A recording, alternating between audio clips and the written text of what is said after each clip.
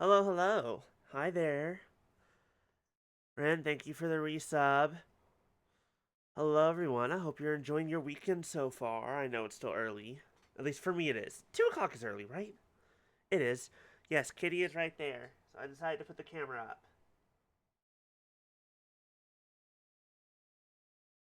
up. Uh, yep, nope. See, that's. I, I was thinking about doing that later, not immediately, but. Sure, we'll be clowns. I'll make a fool of myself. I committed to this bit. Because I'm pretty sure she. Here's the thing. When this game first came out, like the original version of Spirit of Justice, don't give me an option? Fair enough. There was a clown that was all over Twitter. 3, 4, 5, 6, 7, 8. What time is it? It's 9, 10, 11. After that guy. Biscuit, Fluffy says hi. I believe to imagine that he understands what I just said. Shisho's dead? No. Do you think he did it? Oh no. If he did, then what do we do? Hey, pull yourself together. Don't worry. I have an idea. I have no idea. He doesn't care. Fair enough. I have no idea who any of these voices are. Anyways, what was I saying? This clown was all over Twitter. I know one thing about her. That feels like a spoiler, but also maybe doesn't because I don't actually know what it means. But regardless. May 13th, 9:45 a.m. District Court, defendant lobby number 6. What the heck? Who brings a defendant to his own trial late? Plus, the request was so last minute, I didn't even have a chance to talk with my client. What else is new for us? He's late for our very important date. Which I told you not to make Alice in Wonderland references. Would you rather I make references to Cyberpunk or Blade Runner or other dystopians, like cyberpunky ones? Robots. Sure, why not? My name is Athena Sykes, armed with analytical psychology and a full arsenal of legal know-how. I'm a fully competent defender of the Right Anything Agency. Oh, I wish my client would show up already. The trial's about to start.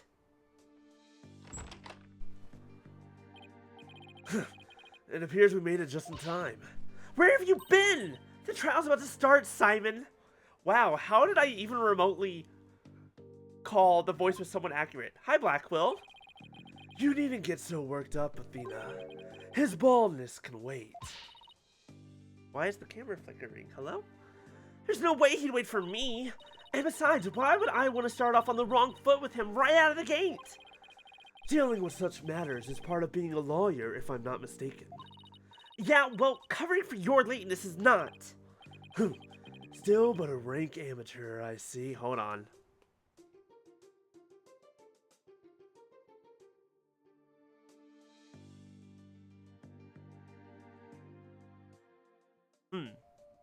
Interesting.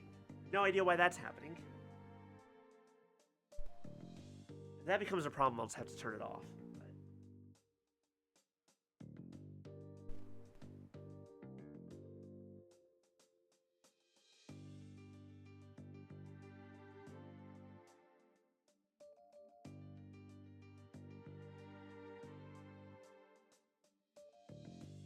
Readjust yourself.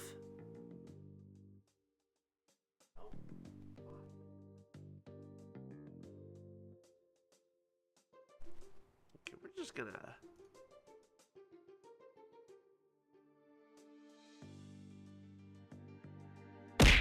Ah! Hydrate. Got it. Thank you, Fluffy. My tea is still hot. Okay. I'm posturing. And stretching. I feel like that should be called a stretch check more than anything, but that's okay.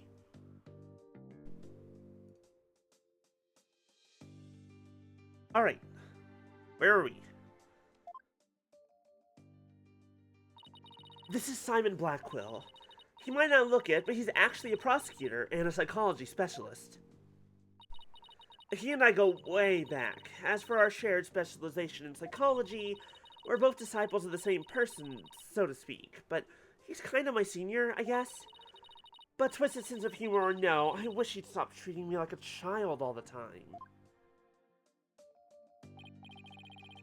So where are Right Dono and Justice Dono? Mr. Right is abroad, and Apollo is helping Trucy with their magic show. Didn't I tell you? They're what? So neither one of them are here, leaving you to take this on alone. Yep. Ye gods. Call Right Dono back. It's not too late. Oh no, not too late at all. He would only need to know how to teleport. Very well. Then I will settle for Justice Dono. Go grab him by the horns and drag him here. Apollo is literally in the middle of a show, Simon. You may not want to admit it, but I've got what it takes to take on this case. Just leave this to me and go watch from the gallery. As your defense derails in spectacular fashion, are you about to be our sidekick? Are we about to have Simon Blackquill, the defense lawyer, a sidekick? No, as I win the heck out of this trial. I'll be okay, I promise. So wipe that look off your face already, will you? Anyway, I take it the guy behind you is... Yes, he's your... He's asleep again. Hoy, Bucky, wake up! Bye-bye, Beast. Yeah! Ow! What'd you do that for, Simon? Oh. Hey, anyone order a couple of bentos of sushi? Who's this yellow chickadee? She is your lawyer, such as it were. I'd say she's more green than yellow, however. Lawyer? She sure doesn't look it, does she? Is she like your fellow apprentice or something? Something like that. I've known her longer than I've known you. You could say we're bound to one another. Oh, okay. Well then, guess I better call her Miss Chickadee then. Simon, this guy's not only rude, but he's 3 sheets to the window on at his own trial. Who gave him alcohol in prison? I know we just met, but I'm about ready to get... Oh, I know we just met, but I'm about ready to give him a piece of my mind. Do as you will. Just save it for after the trial. Miss Chickadee. Don't call me that. How'd you do? Simon here's an old friend of mine.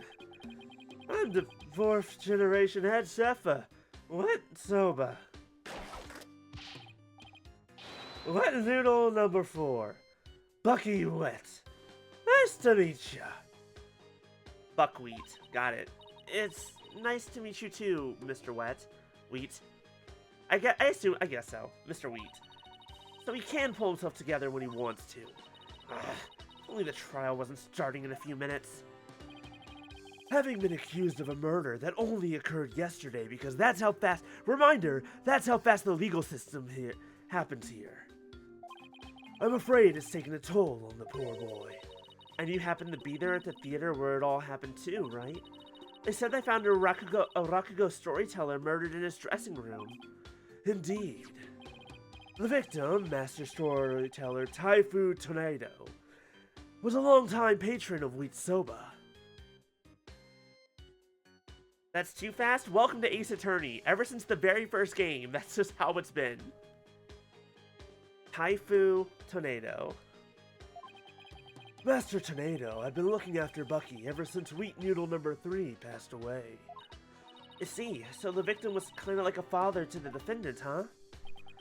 That stupid old fuck. Like a father? Oh, he was always dishing my soba. How dare you speak ill of him? Running your mouth like that is why they suspected you of his murder in the first place. Now pull yourself together. Number 3 must be rolling in his grave. An interlude case? I don't know. Also, hi, Delphi. We're gonna find out, though. Surprise, motherfucker. None of them believes me. They won't listen to me. You literally just woke up? Welcome to the land of the living. It's something. There's also that Ace Attorney is very much a criticism of the Japanese legal system. Looks like he's still in shock from the whole ordeal. Don't worry, Mr. Wheat. Everything's gonna be alright. I'm going to defend you with everything I've got. You're in good hands now. You mean, you believe me, ma'am?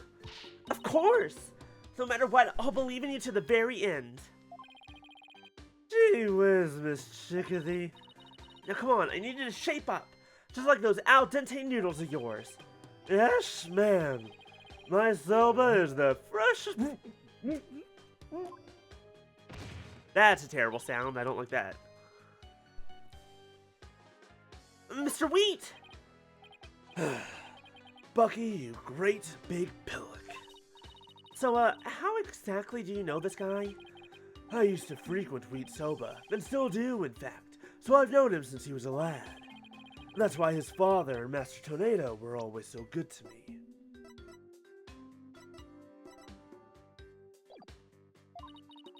I didn't know you liked soba so much, Simon. I wouldn't expect one such as you, who eats meat slapped between two slabs of bread, to understand the delicate taste and the subtle textures imparted by buckwheat flour. Hey, that's just rude, but I digress. I'm all about flavor and subtlety and stuff. If I let Wheat Soba in like this, I'll never be able to face number 3 or Master Tornado in the next life. Ah, I see. And that's why you came to me. You wanted somebody you can trust. It was never my intention to ask you. I'll show him. I'll show him I can handle it just fine. Well, I believe it's just about time. What? We haven't even properly discussed the case yet. What's the matter? You look nervous, Athena. Don't tell me you're chickadeeing out. I'm just trembling with the excitement of battle, that's all. Oh, kids, let's do this. Come on, Mr. Wheat. Get up off the floor. We've got a case to win. And, Bailiff, can you get a janitor in here? I'm so sorry. Yes, Miss Chickadee. I'm gonna do my best. Wet soba. Wet soba. Okay, it is wet. Wet soba. Wet soba. Hey, I think your phone's going off. Why do you still have your cell phone? Weren't you, Joe? Hello? 2 bowls of noodles.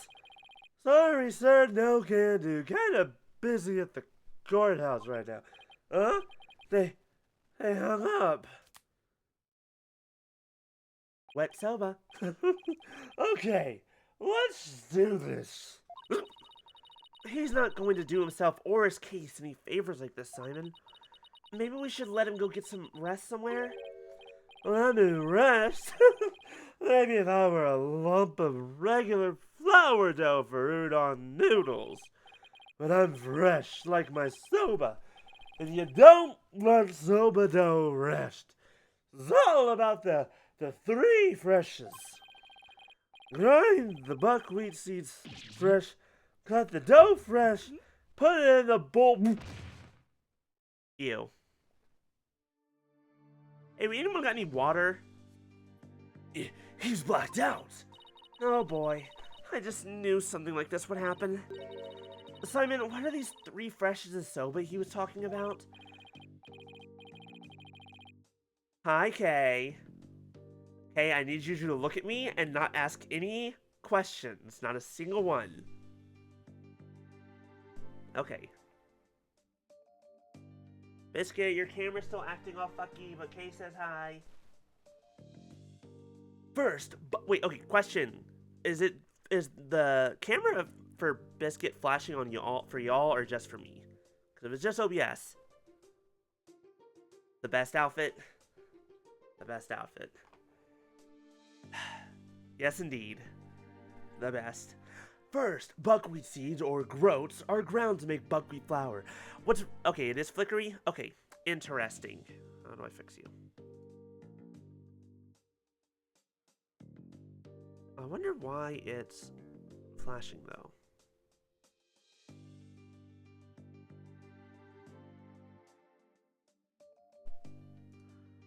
Ba, ba, ba.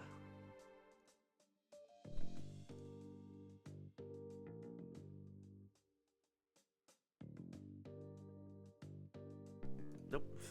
I don't know how to fix it. Anyways, what was I saying? I think this outfit, what's funny is this outfit was probably one of the fastest outfits I ever made for my character. It was very simple. And when I put the nose on, that's when it all went to hell.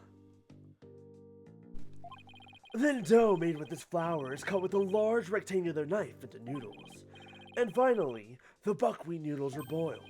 Each step is done immediately, one after the other, so the soba is fresh when eaten. Oh, so that's what he meant. I wouldn't want him to make me any soba right now though, that's for sure. Athena, this is no time for idle chatter. You need to get to the courtroom now. Just remember, as a prosecutor, I will be unable to lend you a hand. So don't expect any help from my corner. There you go, treating me like I'm incompetent again. For your information, I wasn't planning on asking you for help anyway. It does beg the question though, because when was the last trial? That was May 12th? That was like a day ago? Or was it May 10th? No, it was May 9th. So it's entirely possible that Prosecutor Sadmati is here, and that would make the most sense because they generally have one prosecutor for the majority of the game. Usually. Just you wait, Simon. I'll show you. Although it wouldn't make sense why Phoenix and Maya haven't gotten back yet. Mr. Wright and Apollo may not be here, but that's alright. I can do this on my own.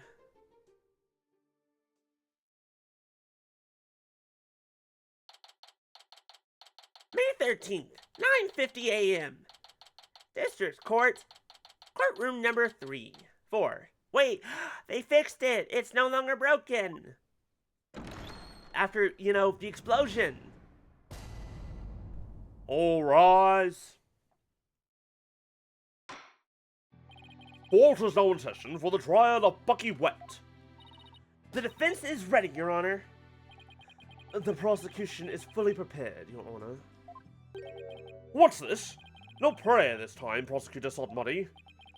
Oh, that is correct, Your Honor. To expedite these proceedings, I completed them beforehand in the lobby. How very thoughtful of you. By the way, what brings you back to this country? Chief Prosecutor Edgeworth himself called on me to handle this case. Besides, I have a debt to repay. And though my opponent is yet a callow thing, I have no qualms with sending her down to hell. Objection! If you have a score to settle, it's with Apollo, not me. But more importantly, I am not a callow thing. I'm a qualified and capable attorney. Then what is that yellow attire, if not proof of your immaturity, you small spring chick? Now, cease your shrill chirping. Now, Prosecutor Sadmati. She is still only a teenager. Please go easy on her. She's 18, excuse you. And or 19. I don't know how much time has passed. But also, rude. Great. Now even the judges give me the kid treatment. Also, stop saying you're gonna send me to hell. First of all, we ain't got no DC Act here. Second of all, rude. Very well. Shall we begin, Your Honor? Yes, I suppose we should. Now then, Prosecutor Sadmati, please give your opening statement. I'll show them what I can do. They'll be sorry they underestimated me. Certainly. Let the last rites of the victim commence. The incident is believed to have occurred at around 4 p.m. yesterday, May 12th, at a storyteller's theater called Kurukuru-te. The victim was a great master of the tornado school of rakugo, or comedic storytelling. His name was Taifu Tornado. The scene of the murder was the theater's dressing room. It is accessible via the staff entrance hallway and has an inner and outer sliding door.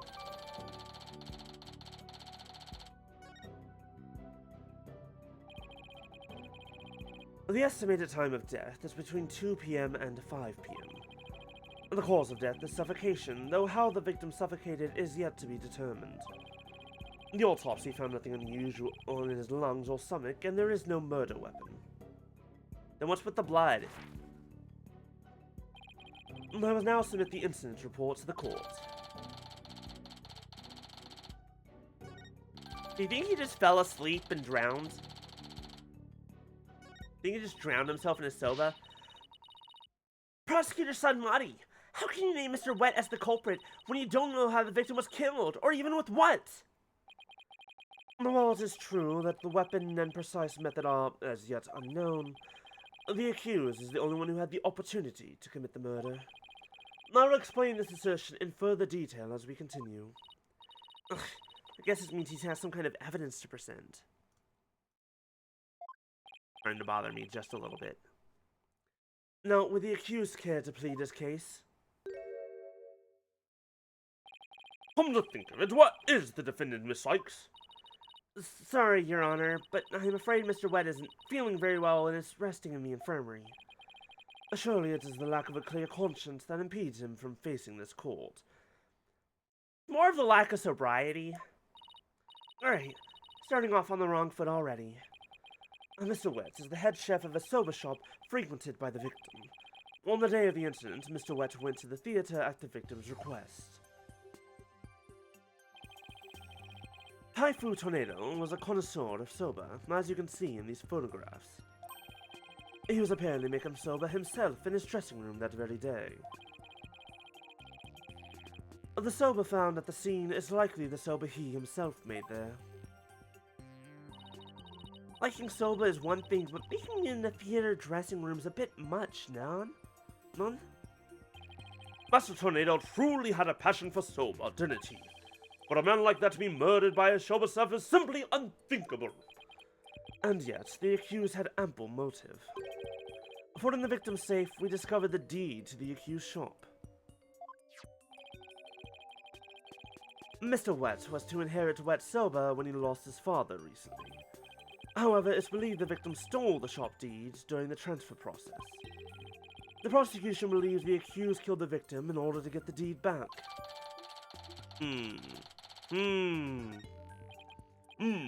A murder over the deed to a shop. That does sound like a plausible motive. That's what this case is about. I wish Simon had filled me in a little better. I could have contributed more than just 1,000 buckets of cold sweat if he had.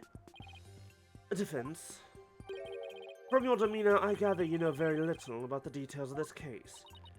Well, you see, you are dishonoring the soul of the victim by appearing in the courtroom unprepared. You are an embarrassment to your profession, you putrid egg yolk. Ha! Oh, once again, don't apologize. Kick his ass. As of right now, yes, we are currently Athena. Apollo's a red pepper, and now I'm an egg yolk? We've only just started, and I've already been demoted from spring chick. I'm ready to call my witness, Your Honor.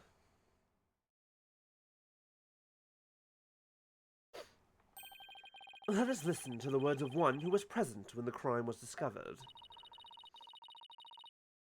Someone who was there when the victim's body was found? Very well.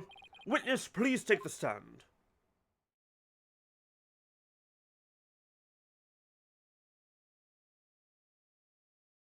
Hi, Simon.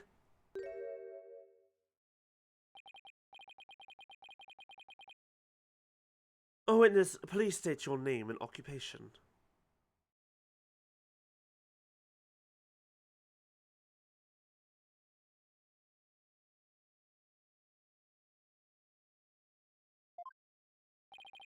Simon Blackwell, prosecutor.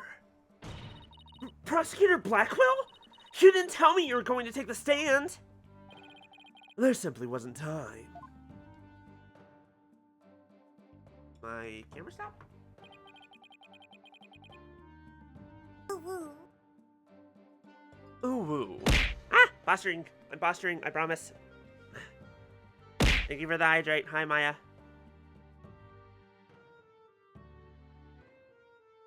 Why is it still flickering? Bizarre. What a shame, Prosecutor Blackwell. As you shared the damning scene you witnessed beforehand with the defense, We could have moved the trial along and saved the victim's soul that much faster. Damning scene! What in the world did Simon see? More important question is, what did Simon say? Simon says, cease your flickering phone camera. Over there. Prosecutor Sadmani, was it? Before I give my testimony, there's something I'd like to confirm. By all means. This case involves rakugo, a very traditional form of Japanese comedic storytelling. Do you have enough knowledge of this art form to handle the case competently? Are you implying that I am not qualified for the case? Not yet. I am simply trying to ascertain your familiarity with the topic. For now.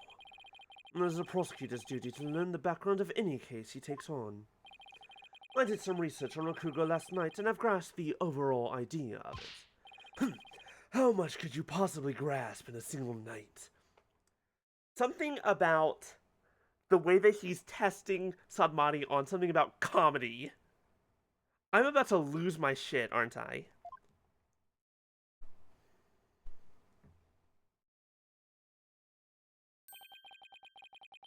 A rakugo is a form of entertaining storytelling that originated the storyteller sits alone on the stage with only a fan and a towel as... And the rakugo artist tells long, whimsical stories, giving each character a distinct voice. This traditional art was originally invented by monks to make sermons more interesting. Oh god, wait, shit, am I doing rakugo? The storyteller sits alone on the stage with only a fan and a towel, tells long, whimsical stories, giving each character a voice, Uh-oh. Are you satisfied? If not, I could explain the 12 types of endings to such stories. Or shall I perform the famous story of Jugemu instead? It appears you have put in a bit of study. Your acknowledgement is most welcome, Prosecutor Blackquill. I can see why you are known for being quite thorough in your research, Prosecutor. Now, I would love to see you perform that story you mentioned, if you don't mind. If that is your honor's request. Jugemu. Your Honor, can we please get back to the trial? Oh, right, of course. I nearly forgot. I was wondering what we were doing in this room. Seriously, of all the things for you to forget, you didn't just notice where we were, maybe? Now then, back to the case. Prosecutor Blackquill. Please tell this court what you witnessed. This is gonna be bad for us. I went to the theater yesterday and arrived at approximately 4 p.m. I went straight to Master Tornado's dressing room to say hello. Bucky went into the dressing room thereafter, only to come storming out a while later. Master Tornado's junior disciple, Uendo, apparently then entered the room soon after. That's when Uendo discovered Master Tornado's body. Uh-oh. Well, that doesn't sound good for us. No, wait just a minute here, Prosecutor Blackquill. With testimony like that, you're practically accusing Mr. Wett of the crime. All I can do is state what I saw. I can't help how it appears. But a qualified and capable attorney such as you should be able to dispatch with it, right? Well, yeah, duh. Alright, I guess I'd better start by getting all the info out of him that I can. The info out of him that I can.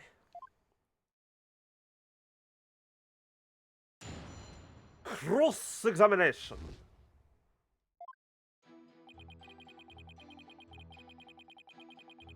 Okay.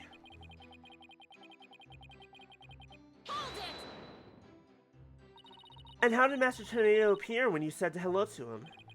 I went with the intention of greeting him, but ultimately we didn't actually meet. You didn't see him? Why not? Geiru escorted me to the dressing room, but we heard the sound of rakugo being performed from within. Thinking the master was rehearsing, we decided to wait in the hall until he was done. You heard rakugo being performed in the dressing room? Yes, and not just me, but Geiru as well. In other words, you can confirm that the victim was still alive at around 4 p.m.? Correct. I couldn't hear him clearly through the doors, but I'm sure it was Master Tornado. Or perhaps a recording of it. Because that TV is on. Look at that TV.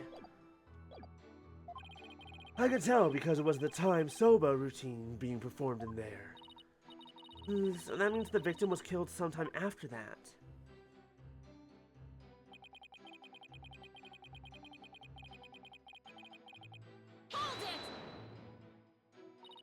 Please tell us in detail how Mr. Wet appeared at the time. Garu and I were waiting in the hallway for Master Tornado to finish practicing, when Bucky appeared and entered the dressing room with his things. What happened after that? We heard what sounded like Bucky shouting inside the room. About 10 minutes later, Bucky came back out of the dressing room looking rather irate. Well, this is most likely when the murder was committed. The victim was an elderly man. It would have been entirely possible to kill him within the span of 10 minutes. Ugh, I better come up with some kind of counter-argument, and fast!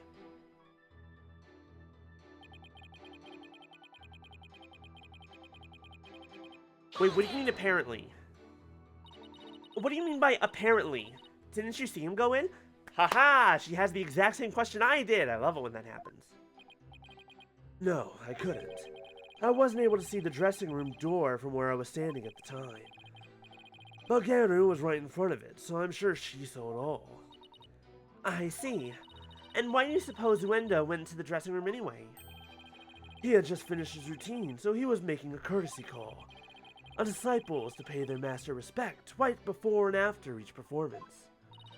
And all disciples are expected to do this? Yes, it's common courtesy among Rakugo artists. I see. Could you tell us what happened after Uendo went into the dressing room? Certainly.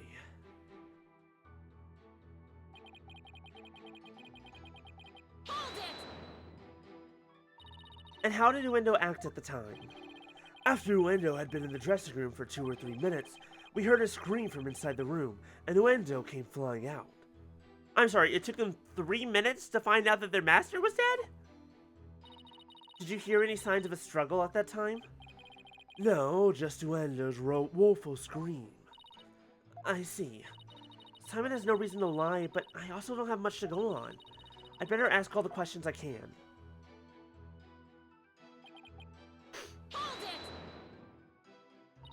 Prosecutor Blackquill, what did you go to the theater for in the first place? I went because I had received an invitation from Master Tornado. Here, see for yourself. It was a special show commemorating his junior disciple Uendo's promotion. It was also an occasion to announce the boy's succession to the stage name of Uendo II. So what exactly does it mean to succeed to a stage name? You really don't know, do you? In the performing arts, a name succession is when an artist inherits a predecessor's name. I see. So there was another Uendo Rakugo artist before, and this disciple succeeded him, huh? And what exactly does your invitation say? It contained a simple letter of salutations and an outline of the show's program. Oh, it appears Typhoon Tornado was going to perform Toki Soba, or Time Soba. He's famous for his masterful pantomime of eating soba using only his fan as a prop. And Uendo was to perform Soba Sei, or Soba Glutton, a soba-themed show, I see. It seems you know a thing or two about Rakugo yourself, your baldness. The first to perform was the senior disciple Geru, followed by Uendo, and lastly, Master Tornado.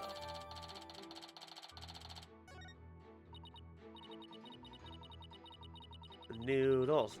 I've had udon once, I think? I had tempura once. It was hard to eat. I had udon... Oh yeah, no, no. I think I've had udon before. No, I'm pretty sure I've had udon before. You know what? This is just something I have to look up now on Grubhub and stuff and say like, hey, what's around me?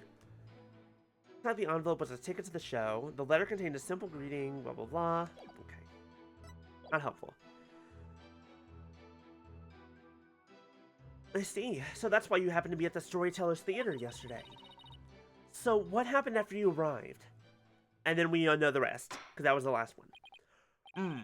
Well done, Prosecutor Blackquill. Your testimony has given us quite a glimpse into the sequence of events. Thank you, Prosecutor Blackwell. And now, please allow me to summarize your testimony. While Prosecutor Blackwell and Gary were in the hallway waiting for Master Tornado, the accused came along and entered the dressing room with some items in tow. He was heard shouting for a time inside the dressing room, and about 10 minutes later he came back out of the room seeming rather angry. A short time after the accused had come and gone, Tornado... Wait, what? Hold on, that's new information. Uendo Tornado went into the room.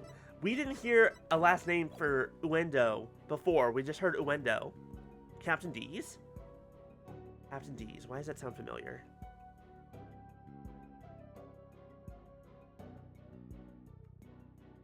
Okay, that is what I was thinking of. It is the fish place. This is a very important question that I think I was thinking earlier today at the store. I don't remember. Do you have hush puppies? Did you get hush puppies? I haven't had a hush puppy in years, and sometimes I just remember them and I'm like, oh, I want hush puppies. Yes, hush puppies. They're the best. Oh my god. Ew, sorry. I got distracted by hush puppies. I still don't know why they're called that, actually. Anyways, Uendo Tornado. Master Tornado's grandchild? Wrong voice. A few minutes later, after having discovered the victim's body, Uendo gave a scream and came running out into the hallway from within. Prosecutor Blackwell and Gary then ran into the room and saw the body for themselves. Okay, so I'm saying Uendo Tornado killed him? From the circumstances, it is quite clear that the accused murdered the victim. I mean, you have another suspect in Uendo Tornado, especially because Uendo, fucking took 3 minutes to scream? Instead of just going, Master, why is your face in this? Oh my god, you're dead! Screaming! 30 seconds, tops. This is crucial testimony indeed. A defense. An eyewitness has given conclusive testimony. Why not let it all go and allow the victim his last rites? Not on your life. If Uendo went into the dressing room too and was the first to discover the body, then who's to say he didn't commit the crime? Calling Uendo as a red herring? Also very possible.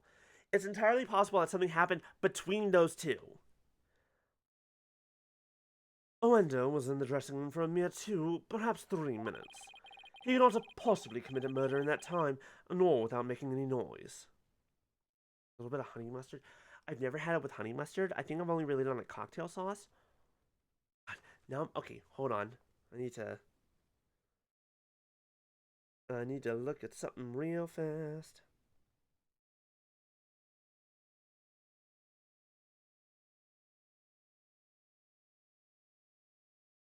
Maybe I should add some stuff to Treat Stream.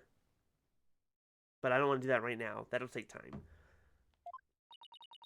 Oh, Simon! Why'd you have to give that awful testimony? Prosecutor Blackwell! Can't you give me something a little better to work with here? Does Rika have a throne? Rika does have a throne. Rika does indeed. You can find it here. You can add stuff to it. You can send me stuff. You can just look at it. Looking at stuff is always fun. I like looking at things. Isn't it up to you to ask the right questions? I am certainly willing to tell you all that I know. So if you truly are as capable as you claim, then draw out what you need yourself. This is no time for your twisted games, Prosecutor Blackwell. Just admit you don't remember it all that well.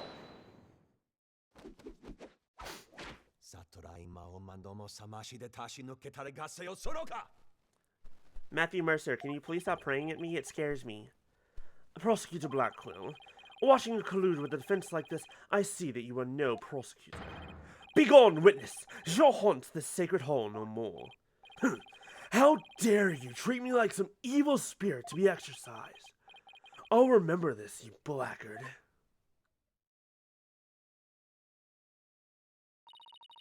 Don't worry, Prosecutor Blackwell. I've got this. Would I have my way, he would not be the only one here to step down. You half-boiled, putrid egg yolk. Why are you so rude to lawyers? Your daddy's a lawyer. You were a lawyer at one point. Stop being a piece of shit.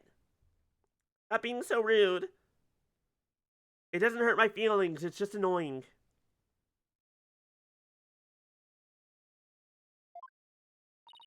Ew. I object to the notion that I'm a gooey, smelly mess. Prosecutor Blackwell's testimony was like the lowly opening act of a Ragoku show. Rakugo. Damn it. I don't know why I'm messing that up. He may hold the title of prosecutor, but this time he stood on the side of the defense. To restore balance to this trial, I would like to present an actual witness for the prosecution. A number of stories and rumors, but there's no single verified origin. Interesting. It's like how, when I was little, I remember this book, A Famous Accidental Inventions. And the one that always sticks with me is, no, two of them always stick with me. I'm going off on a completely different tangent, because this has nothing to do with anything. The first story they list...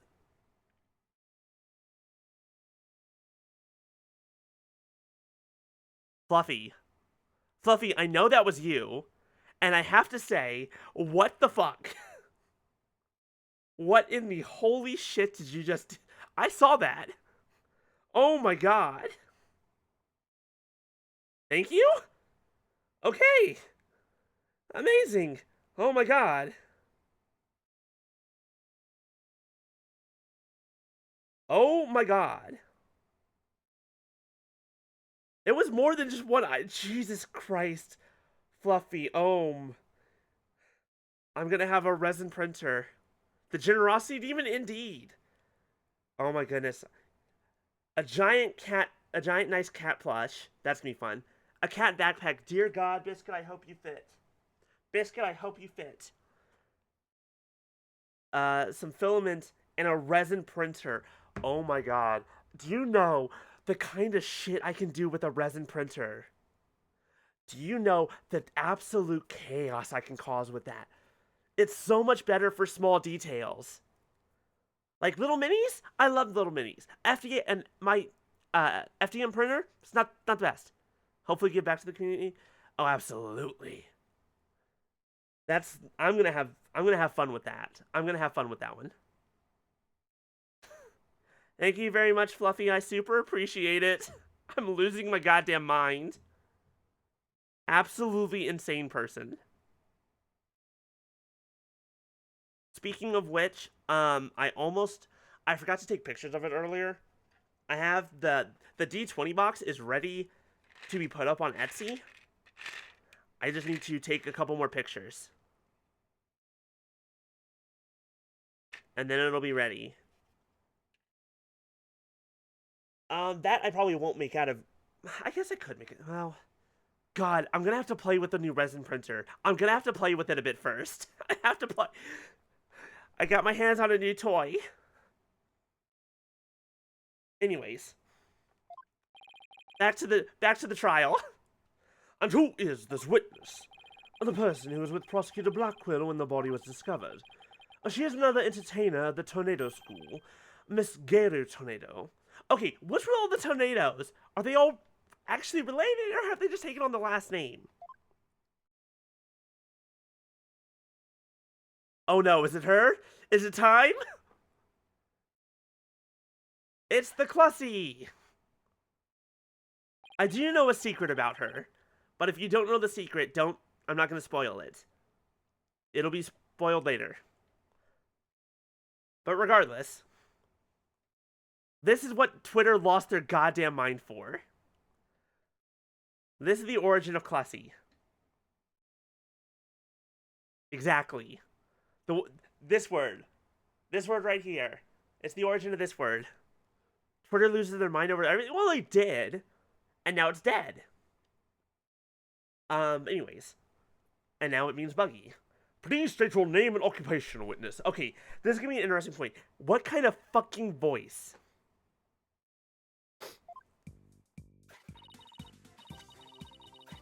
What kind of voice should we give her? We have the ooh-woo. Really high-pitched and bubbly? I mean, this is... Well, hold on. How high-pitched can I go? You had a shot! That's really funny. Alright, let me think. I think this might be the highest I can go. Actually, no, I can go much higher if we go the falsetto. If we go falsetto, we can go much higher. Hey, you want a 20-year smoker voice? We got that too. If you want as high as I can go, then we just go straight way up into the falsetto. Ooh, what do you mean the ooh-woos are on? Hold on. Also very important. For hilarity. Okay, here's the thing. I feel like she's gonna have a third act breakdown. I feel like at that point we'll go 20-year smoker. I think she needs two voices. She needs her entertainer voice and her real voice. Her real voice can easily be this one. You know, the one where there's definitely way too many cigarettes a day. That's really funny. Otherwise, we can just go, what the fuck happened to that camera? Refresh? Refresh? Hold on.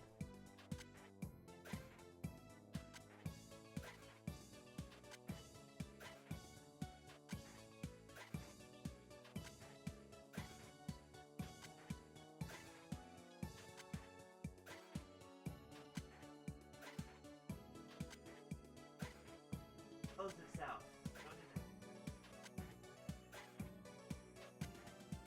So maybe that'll be for the best now.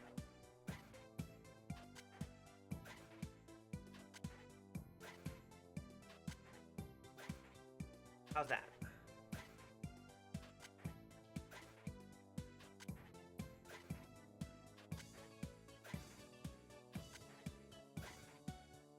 It's committing enter. Oh my god. Well, it's not a cord. It's wireless. A free card as a perk? I guess depending on who you are, that is definitely a perk.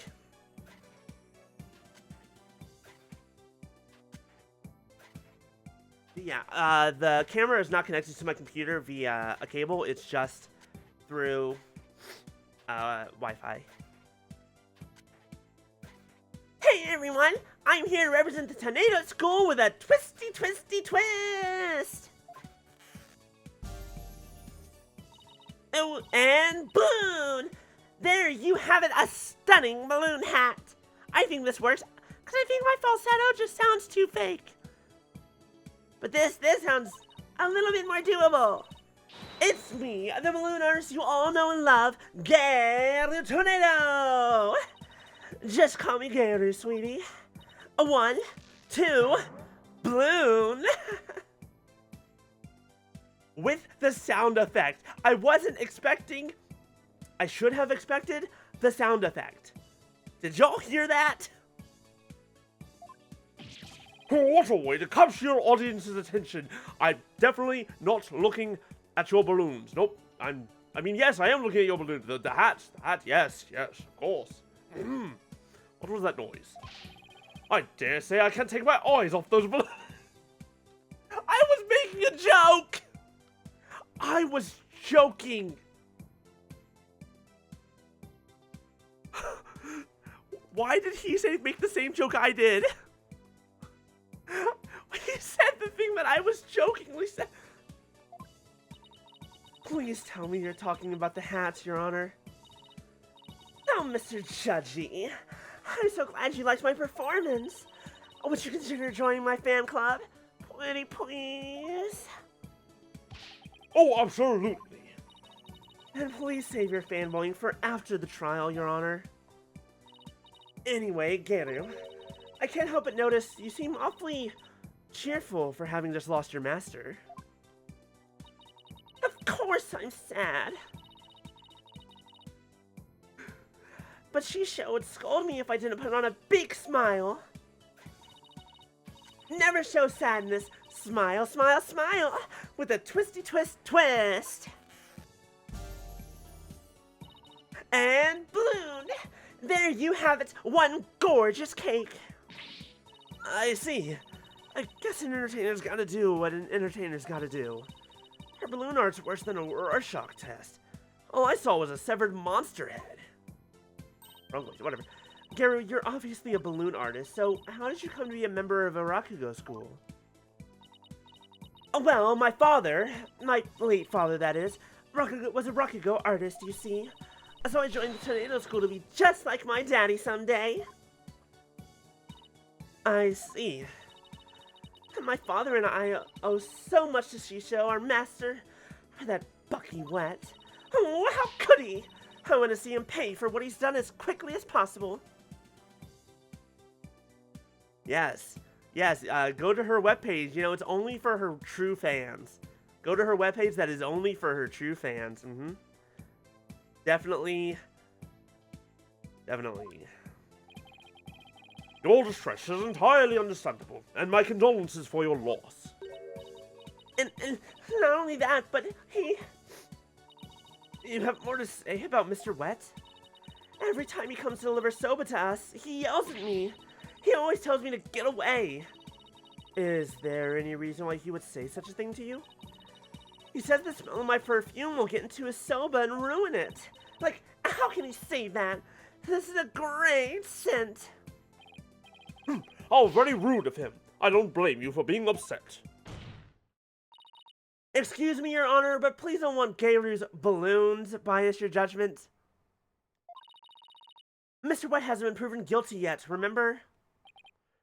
It'll be interesting to see how long that fire of yours will last, defense.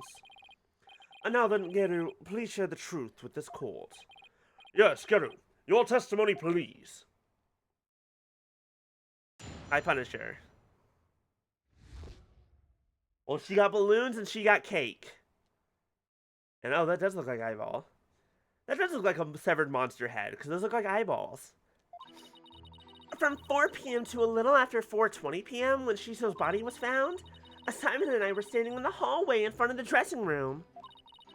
Before Uendo discovered the body, the only person who had gone in there was Bucky. I come to think of it, and a little while before Bucky showed up, Shigemu was barking like mad.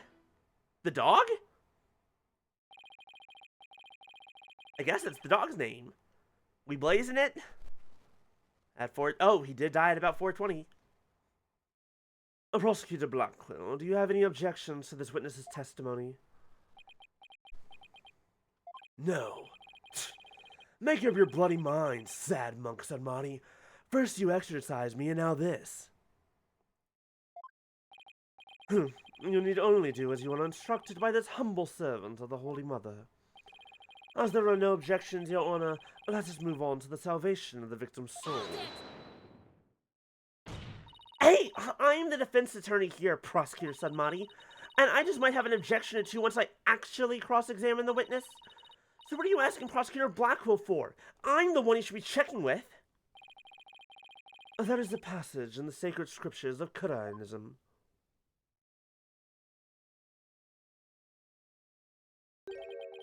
To stir the wind is beyond the power of a spring chick.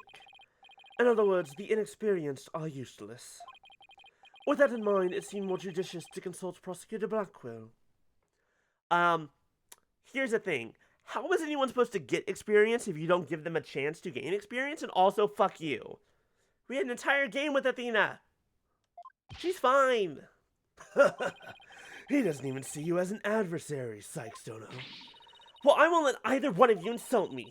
I'll show you I'm no inexperienced spring chick. Your Honor, I'm ready to cross-examine the witness. I hope you can make Prosecutor Sanmari see you as a worthy adversary, Miss Sykes. Or allow your cross-examination, so you'd better strike while the iron is hot.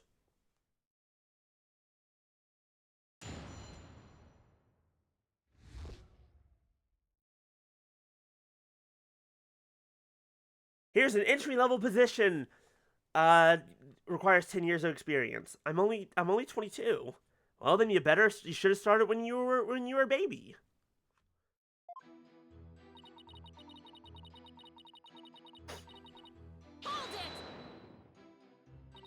So the murder must have happened sometime in those 20 minutes, correct?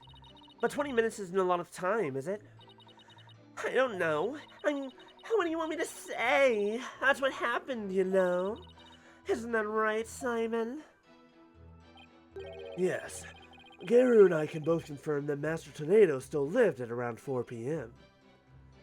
I can't imagine you and her standing side by side for any length of time. And the software, hey, you need 10 years of experience with a software that's only existed for 5 months. Oh yeah, you can, can't you? See?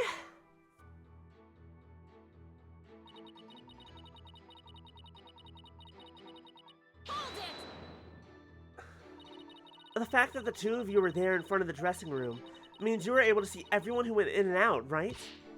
Of course. Or are you insinuating that I was daydreaming or sleeping while standing up or something? No, of course not. I saw everything, I tell you. Fine, so you say anyway, but did you really?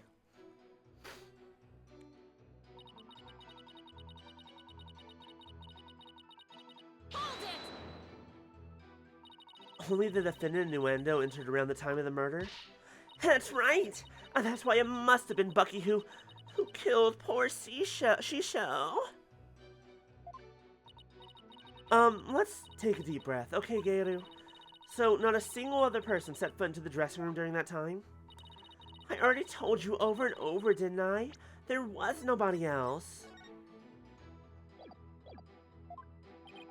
I must apologize on the lawyer's behalf. Even her memory is that of a spring chick's. Please overlook her transgression as best you can. Haven't you already lost 2 trials at the very least? To us, to our people? Like, oh, I see. Poor thing. Hang in there, sweetie. Hey, who are you calling a bird brain, buddy?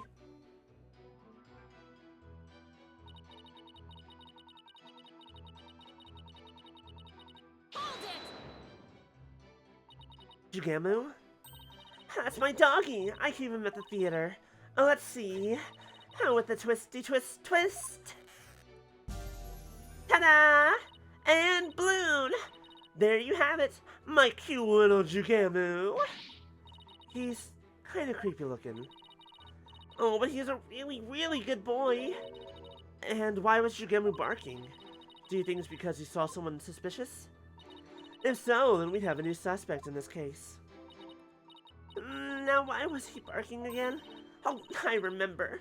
It was time for me to feed him, so I went to the yard and gave him some food. So there was a time when you weren't looking. Couldn't somebody have slipped into the dressing room while you were doing that? Nope. The door out into the yard was wide open. But if it's the door I think it is, then you still wouldn't have been able to see it. I would have seen if anybody went into the dressing room. Prosecutor Blackwell, come down to the stand for a sec, please. How many times must I do this?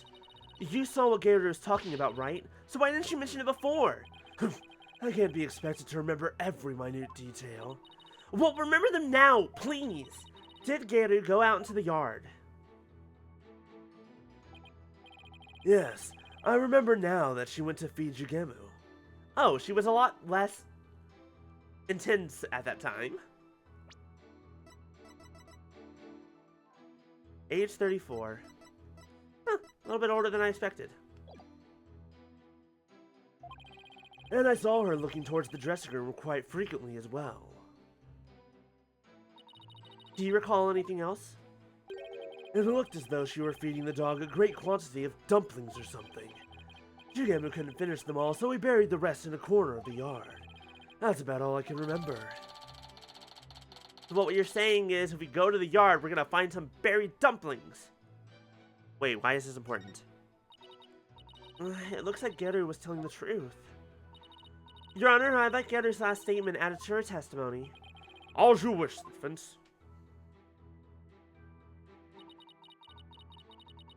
But the door was wide open, so I could keep watch on the dressing room. Here's the problem, though. Because, based on the diagram, the dog was always here in the yard. I don't have the thing up at the moment, but according to something earlier, the dog was in the middle of the yard, which means the door that she would have been able to see through, she shouldn't really? I'm gonna try this. Objection! Music stopped, we win. So, you were able to keep an eye on the dressing room while you were out in the yard. Is that correct? That's right. The door out into the yard was wide open. Just like my sorry, but that makes zero sense. Take a look at this diagram of the backstage area. There's a clear contradiction between this diagram and the witness's testimony. Oh? I'm afraid I don't understand, Miss Sykes. Please point out what contradicts the witness testimony. Oh!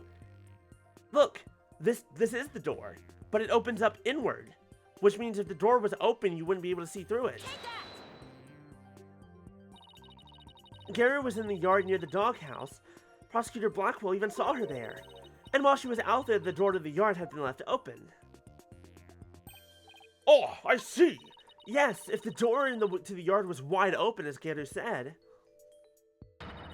it would have blocked her view, making it impossible for her to see the dressing room.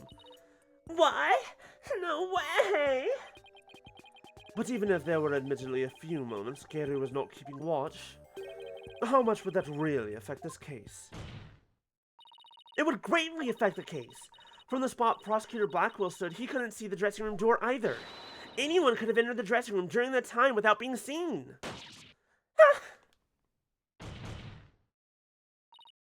Gary, why did you try to hide the fact that you weren't watching the dressing room?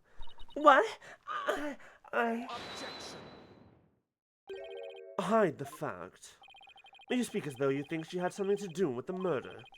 Rather than a deliberate deception, it was more likely a simple oversight. Right, witness? Well, I was so shocked by what happened, I was just confused, that's all. Even though she is trying to keep up a brave front as an entertainer, the truth is that she is being torn apart by grief. For her mind to be in turmoil is hardly unexpected. Yes, it must be very difficult indeed. To a disciple, one's master is akin to a real parent. Surely her shock is immense. The way this lawyer tries to pin the blame on this poor soul at the first opportunity. All I can say is, defense attorneys are heartless creatures indeed. But that wasn't what I was trying to do! Is it beyond your comprehension, defense? Your unskilled argument is scarring the witness even further. And if we ask the people of this courtroom, I'm sure they would agree. What? The gallery doesn't get a say in this? Are you afraid to find out that they think ill of you? Or that perhaps you are in the wrong? Listen to them now with that keen sense of hearing you are so proud of. He's right. That was harsh. She didn't have to go that far. I feel kind of sorry for the witness. And why is the lawyer's outfit so yellow? Why is the witness so pink? No! I was just trying to find the truth. Why is the whole gallery siding with Prosecutor Sadmati? Other people understand. They know what is right and what is wrong. That lawyer's still in training, isn't she? Why is she always... She has a badge! Hear the voices of the gallery. I can hear the voices of their hearts. It's so intense. I feel so alone up here, fighting by myself. Are you afraid, child? It is ludicrous to come to trial with such paltry preparation of the soul. I command you to leave this courtroom at once. I command you to shut the fuck up before I go and beat your goddamn ass. But I can't give up.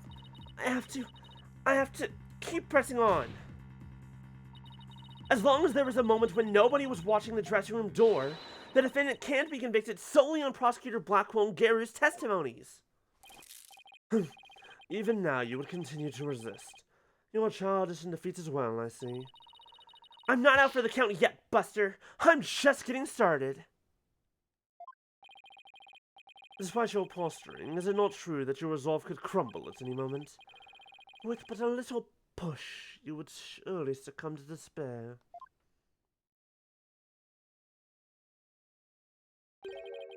A little push, such as with this piece of conclusive evidence. Conclusive evidence, huh? That is correct. We found a critical piece of evidence at the scene of the crime. The victim's dying message, which clearly implicates the accused, Bucky Wet. Excuse me?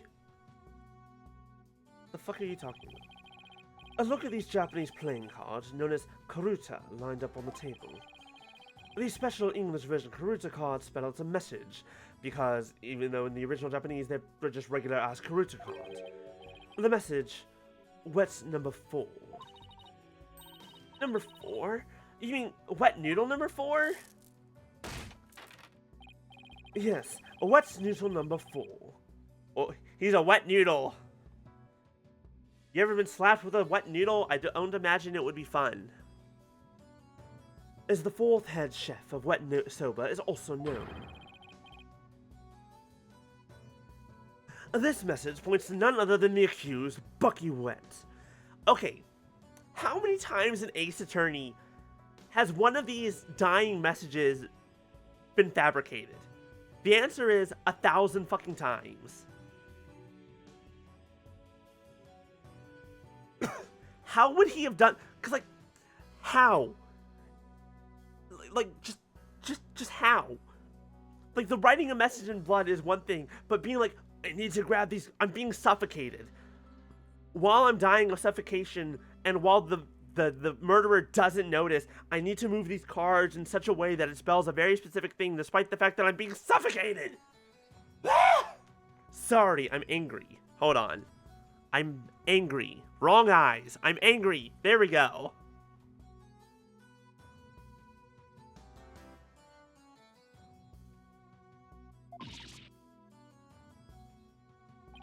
That makes perfect sense, doesn't it?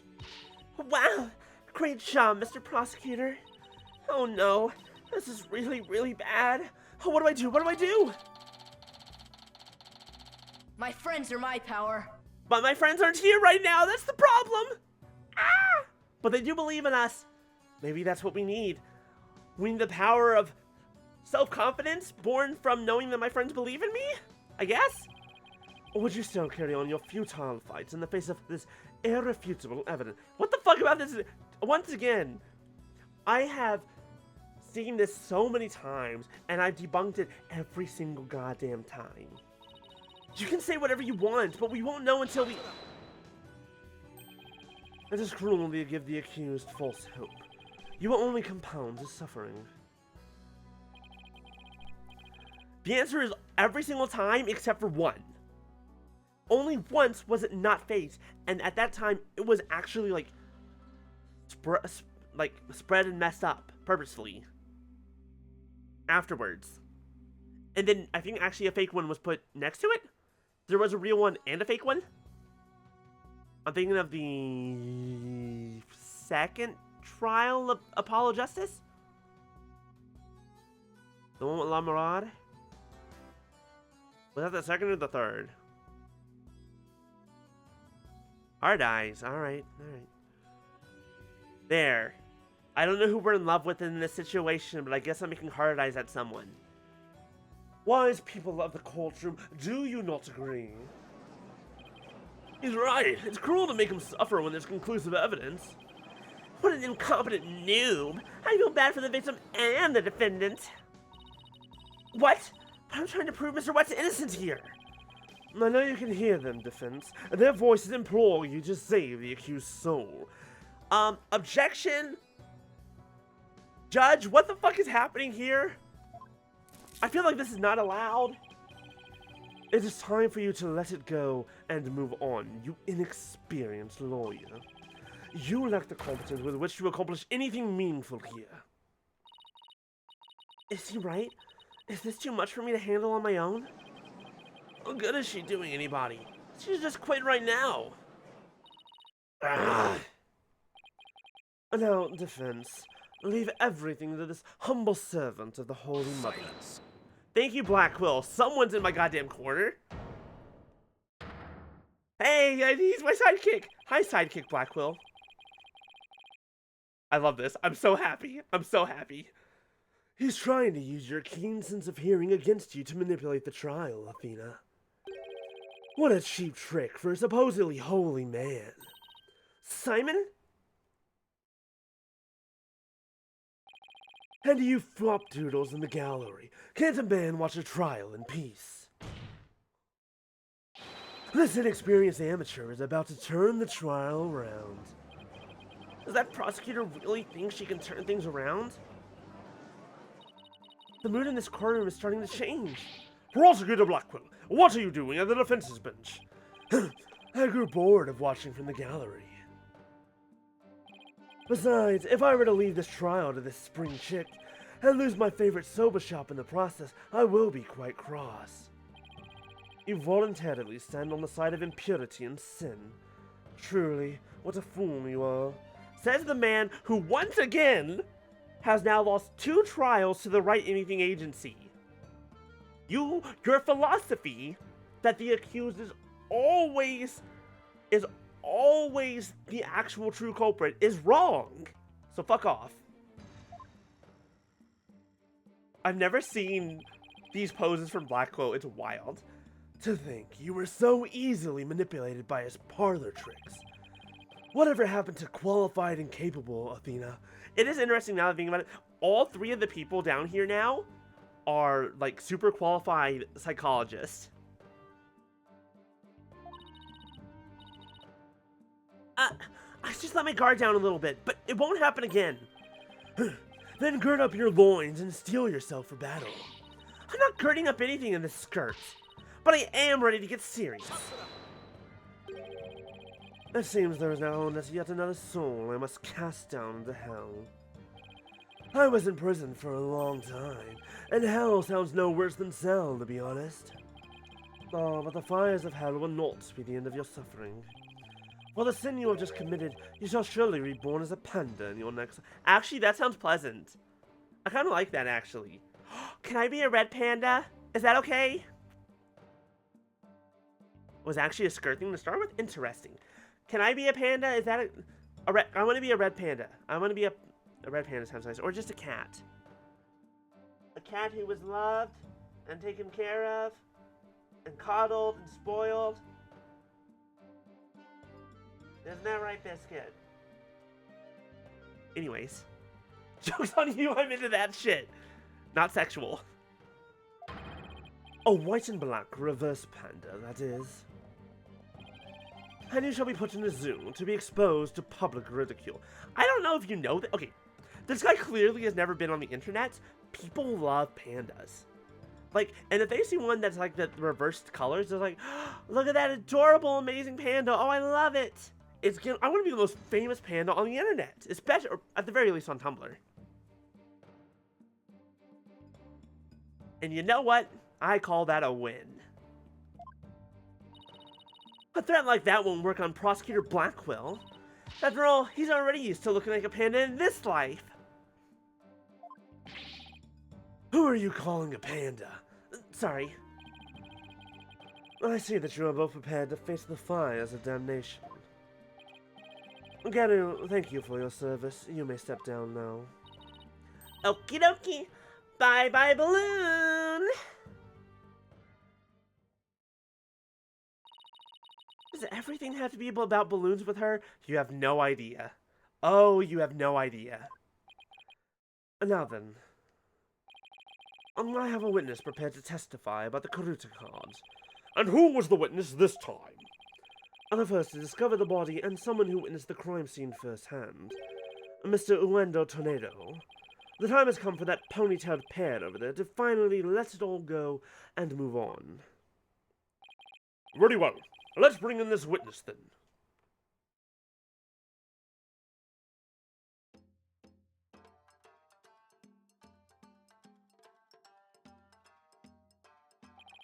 Witness, please state your name and occupation. This is a warrior's wolf tail. He does a little bit, doesn't he? I am the Rakugo storyteller, Wendell Tornado, and I believe that this is the perfect voice for this fellow. Don't you agree? Even if my performance isn't worth watching, I will certainly watch my words. I wouldn't want to say anything thoughtless and get arrested. After all, that'd be a Rakunono. Thank you, everybody. Good night.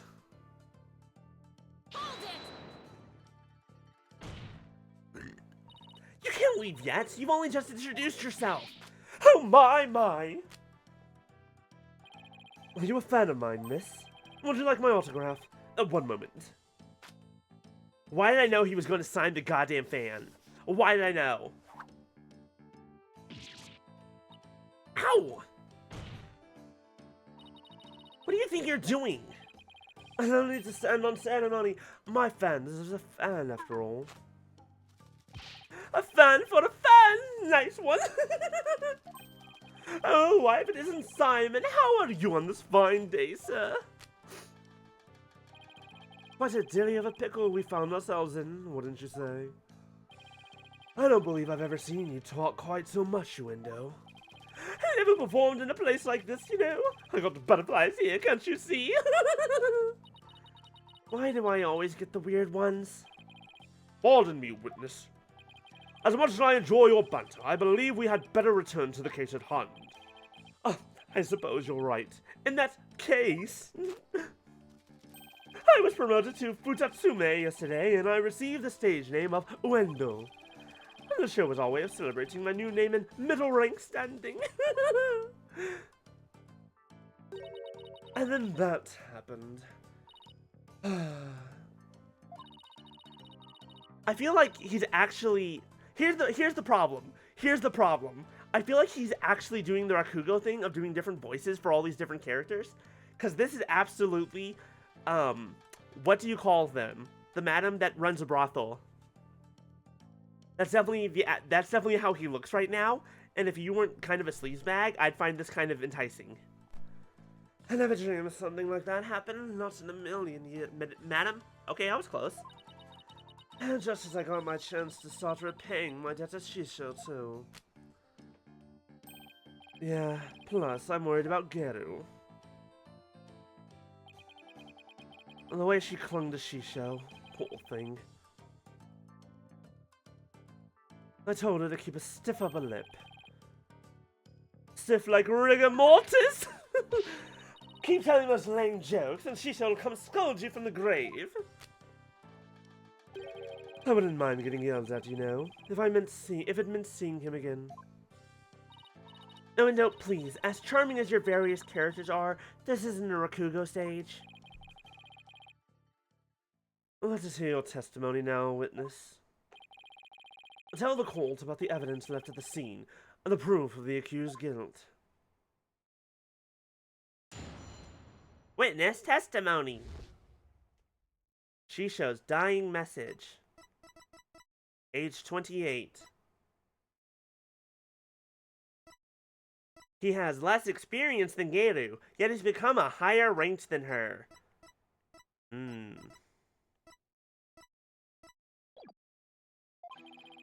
I noticed Shisho's dying message right away. The stiff cards were right there next to the sif, you see. Now, enough with the silly puns already. Anyway, I got the meaning right away. I knew it must have been talking about Bucky. That was the master's final message. Left as he was, drowning in sober broth. And it's so like Shisho not to write Bucky's name outright. Plain and simple wasn't his style. Again, how did a man who was face down in broth, suffocating, put the goddamn cards in the... I hate you. I hate all of you. I hate you so much. Well, that was certainly a more entertaining testimony than usual. The variety of characters performed by the witness was absolutely splendid. But he shouldn't be performing any characters in the first place, Your Honor.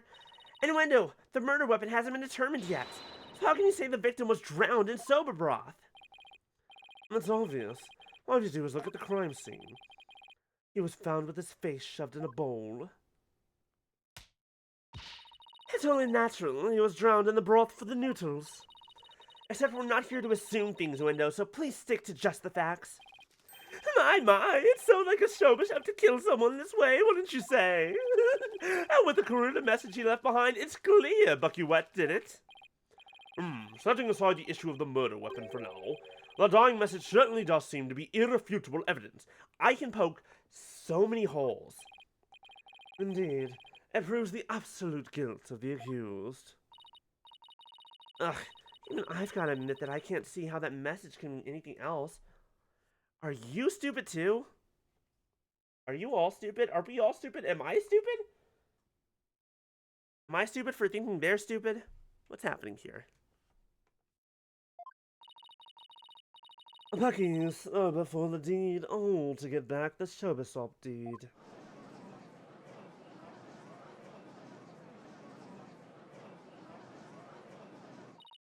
This testimony makes Mr. Wed look super guilty. I have to do something. That's his conclusive evidence? What a farce. What do you mean, Simon? What's this? I thought you said you weren't planning on asking me for help. I did and I won't, thank you very much. Simon must have found an inconsistency in the testimony. I'd better listen carefully and try to see what he found.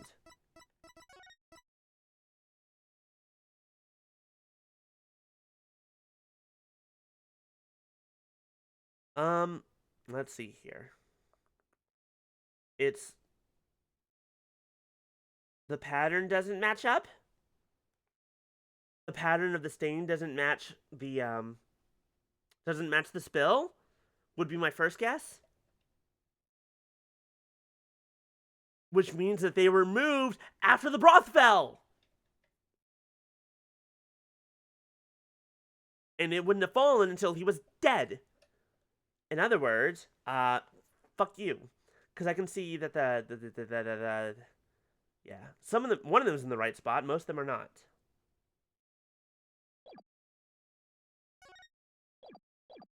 Betting that's evidence later? Maybe.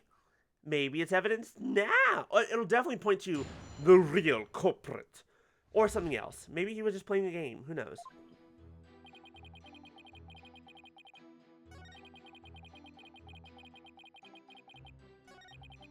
Oh wait, here's a question. What if Uendo isn't the killer, but he did go in and he is the one who moved the cards in that 2-minute period? They wouldn't be stiff if they were... That's true. I got the meaning right away.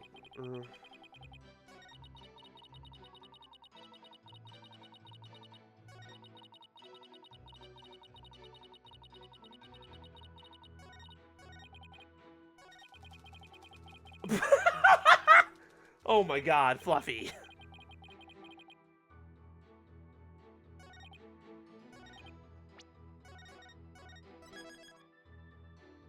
I'm gonna press him a bit first before I start doing anything.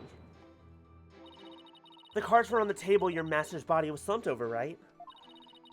You must have been surprisingly calm to notice them at the time. As I said, the stiff cards were right there next to the stiff, so they were hard to miss. But wouldn't it have been more natural to notice the victim rather than the cards? The message just caught my eye because the stiff cards were right there next to the stiff. Yes, but that fact hardly seems significant enough to make a person take note of them. Stiff cards next to the stiff. Okay, are you purposely trying to tell us something? So basically, there was no real reason for them to catch your eye, was there? Ugh. I don't know if he's trying to tell me something, or if he's just trying to get his pun noticed.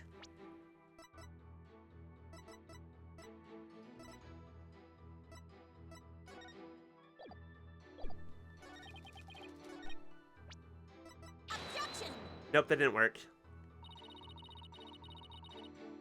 It's just wordplay? That's true.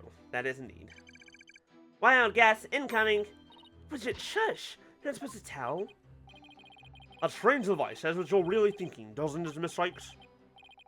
In other words, the only real nonsense here is your wild guess, isn't it? That too, Widget? F.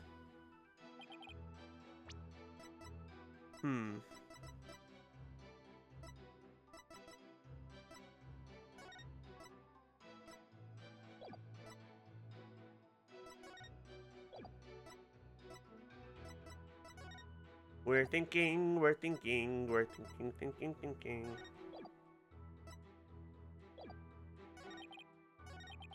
let's just press him a little bit more. It's always good to press. If we don't know what evidence to present, just press him.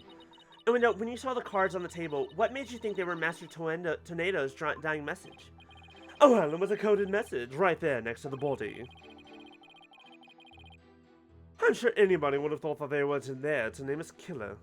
I have a feeling his use of stiff is just, again, the wordplay.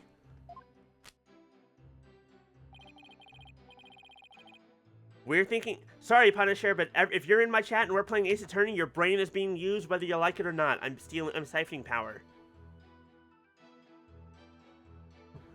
I love murder mysteries and often watch them on TV. Even if you're not using your brain, I'm using your brain. Oh, I see. I saw a similar scene during a murder mystery marathon last Tuesday. That's what made me think, this must be a dying message.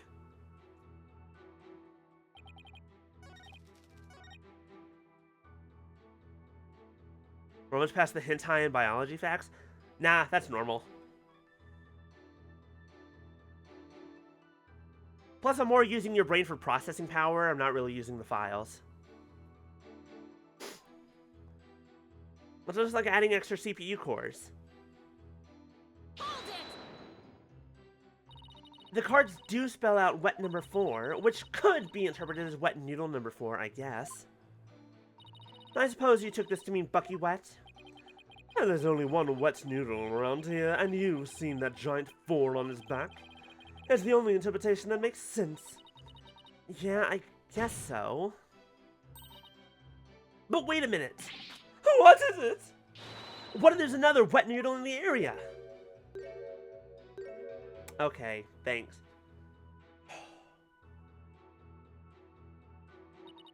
What? Did I say something strange? Bucky is the sole heir to the shop, so enough with the ludicrous straw grasping. Hey, how was I supposed to know? Just listen to the testimony again and find the glaring inconsistency. Glaring.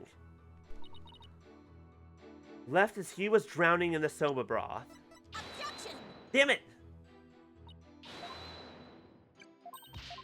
That wasn't a wild guess. I know what I'm doing.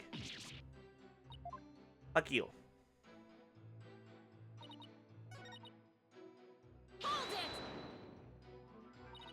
But don't you think it's strange? Could a dying person really leave such a convoluted message? Even in the throes of death, it was in Shisho's nature to throw in a twist somehow. Truly the consummate entertainer to the very end, don't you think? Was he really that great of a man, Simon? It would have been no easy task, to be sure. But who knows? He was an entertainer for 55 years for nothing. If I ever bite the big one like that, I want to leave a message as good as Shisho's. Well, let's hope it never comes to that. Simon, are all Rakugo artists like this? It's hard to say. It could simply be the eccentricity of an entertainer, or perhaps he's hiding something. Well, he doesn't have to entertain people in a court of law. And if he is trying to hide something, maybe it'll show up as a contradiction or something.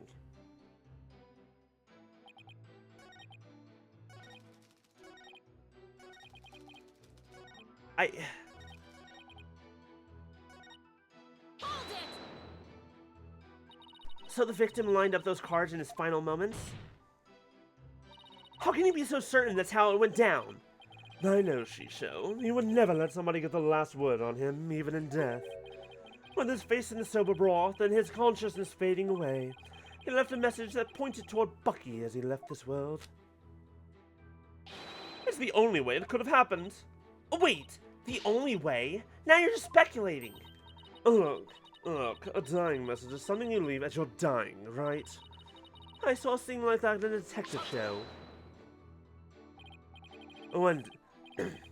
Wendo, we have a saying in my country, a silence is more precious than diamonds.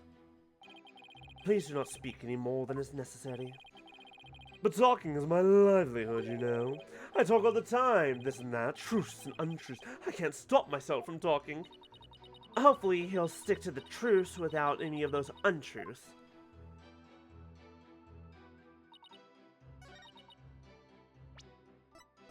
Well, we already tried that. I love that defenestrate is a word. I love that it's a word. It's such a good word. Too bad I don't think there are any windows in this courtroom.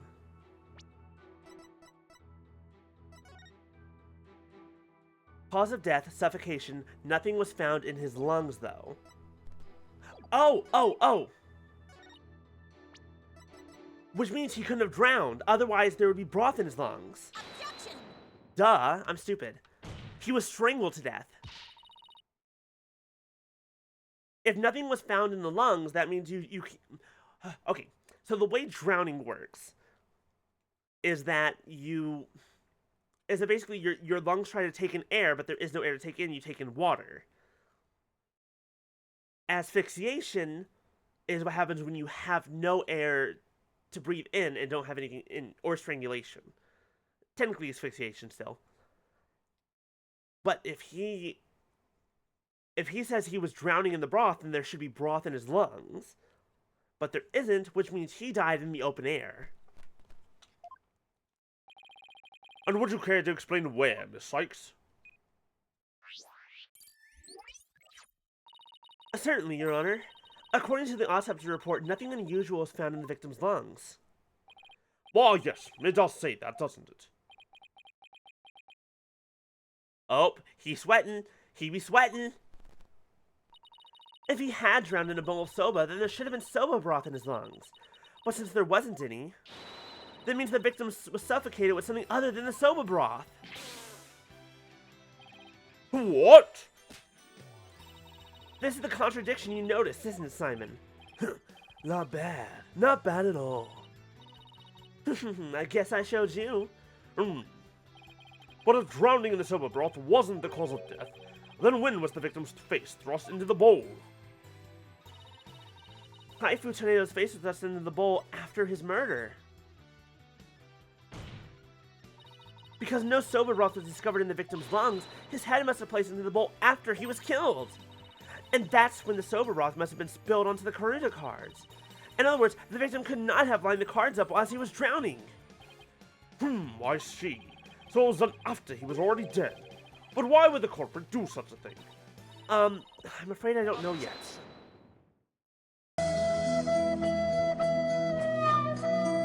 Good timing on that one, right as the music ended. You boast of psychological expertise, and you cannot determine such a simple motive. My sides are liable to split the absurdity. What, and I suppose you know why? Of course. But desecrating the body in that manner indicates a strong sense of enmity on the part of the perpetrator. Yes, that does make sense. It certainly paints a clear picture of the culprit's intense feelings toward the victim. Someone hated them. Do you think so? Are we thinking that Geiru was pissed? She pissed at the master because she was a lower ranking than Uendo? And they worked together to put the blame on Bucky? Feelings of resentment over the theft of the soba shop's deed, no doubt. That's great. Now the judge had an even more unfavorable impression of Bucky. Silence. Must you come undone at every juncture? If the culprit had time enough to set up Master Tornado's body, do you think they would have honestly failed to notice the dying message? Good point. The cards were right in front of his body, after all. Rationally speaking, there's no way the culprit could have missed that, huh? Oh, but was the accused rational at the time, given the way he stormed out of that room? Never mind that. I have something more important to ask Uendo. Me? You saw the Karuta cards firsthand, did you not? Would you care to tell us about them in a bit more detail? Those tiny crime scene photos show us precious little of what I want to know. Well, those cards are from Shisho's special soba scene of Tokyo's past set. Each card is related in some way to soba.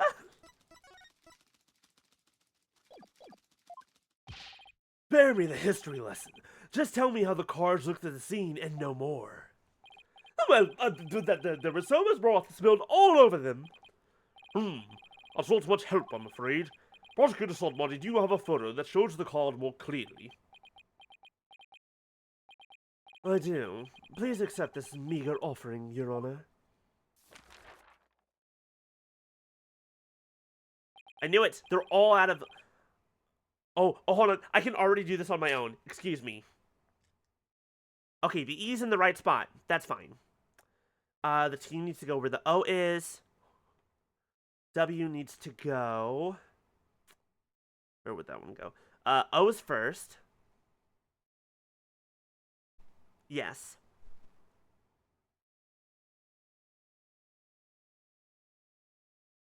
The Hound would have to be... Oh, Hound... No. Oh, Hound would be last. Oh my, what a delightful looking card. I need to get a better look without the fucking text. Well, well. Tearing Prosecutor Sadmonk's conclusive evidence apart should be a breeze with this. Huh? Don't tell me you haven't noticed. Don't be silly. Of course I have. Not noticed anything, but I can't exactly say that now, can I? Okay. Now I have a better look at it. I want to figure it out right now. Miss Sykes, do you really see a problem with the prosecution's claim about these cards? Very much so. Okay.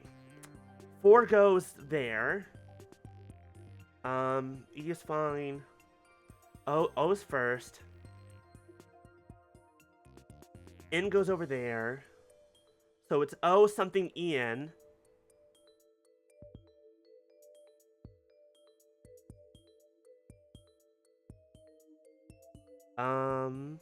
It could be the 4? That doesn't make sense, though. The H would be at the end of it. And where's the... No, the N's are there. E's there. The brain. Where did the W go? Oh, maybe the W goes...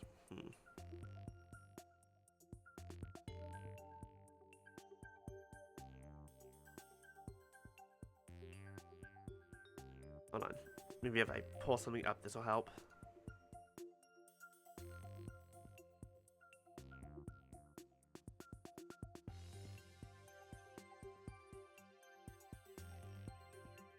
I think I did the wrong thing. O, W... I was thinking the W goes second. Then E, then N. So Owen... Yeah, 4 would be completely covered. Oh, except for that little corner. Oh, yeah, there is a spot there for the T and the H. Yeah, you're right. Owen 4th.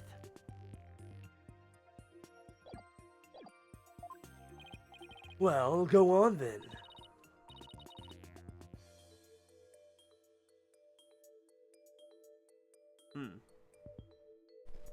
Haven't messed with this in a while, and now it doesn't like me. Alright, it's do or die. All I have to do is study the picture, and these cards were rearranged. These cards were rearranged. But how can you tell? Please take a good look at these cards, Your Honor. The answer is right in front of us. Where exactly should we be looking? Please focus your attention on the sober bra stains on these cards. The outlines of these stains don't match up with the larger stain on the table. Oh, would you look at that? You're absolutely right. And? Please recall that the sober broth was spilled and got on the cards after the murder, when the victim's face was placed in the bowl. Yes, go on. By the stains, we can see that the culprit deliberately rearranged the cards after that. In other words, this message was altered in order to pin the crime on my client. What? Then, if we put the cards back in their original positions, we can restore the evidence and see who the cards were really pointing towards. Well, that's true. Parkoon. Then what are we waiting for? Let's do this. All we should do is rearrange the cards so the stains match up. I knew we were going to do it eventually, but I wanted to do it first.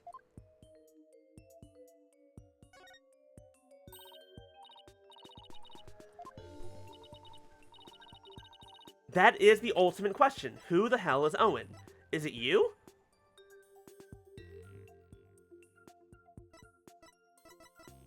Because it's definitely not you. It's not you.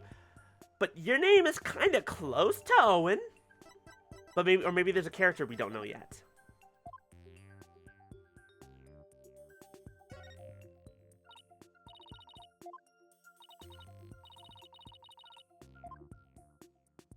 Wow. Wow, that's amazing. Owen Wilson came into... It's the Owen Wilson cameo. Who would have guessed?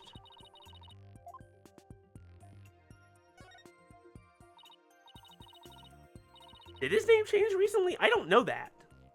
You mean Owendo? Yeah, he became Owendo the Second. But we don't technically really know anything more than that.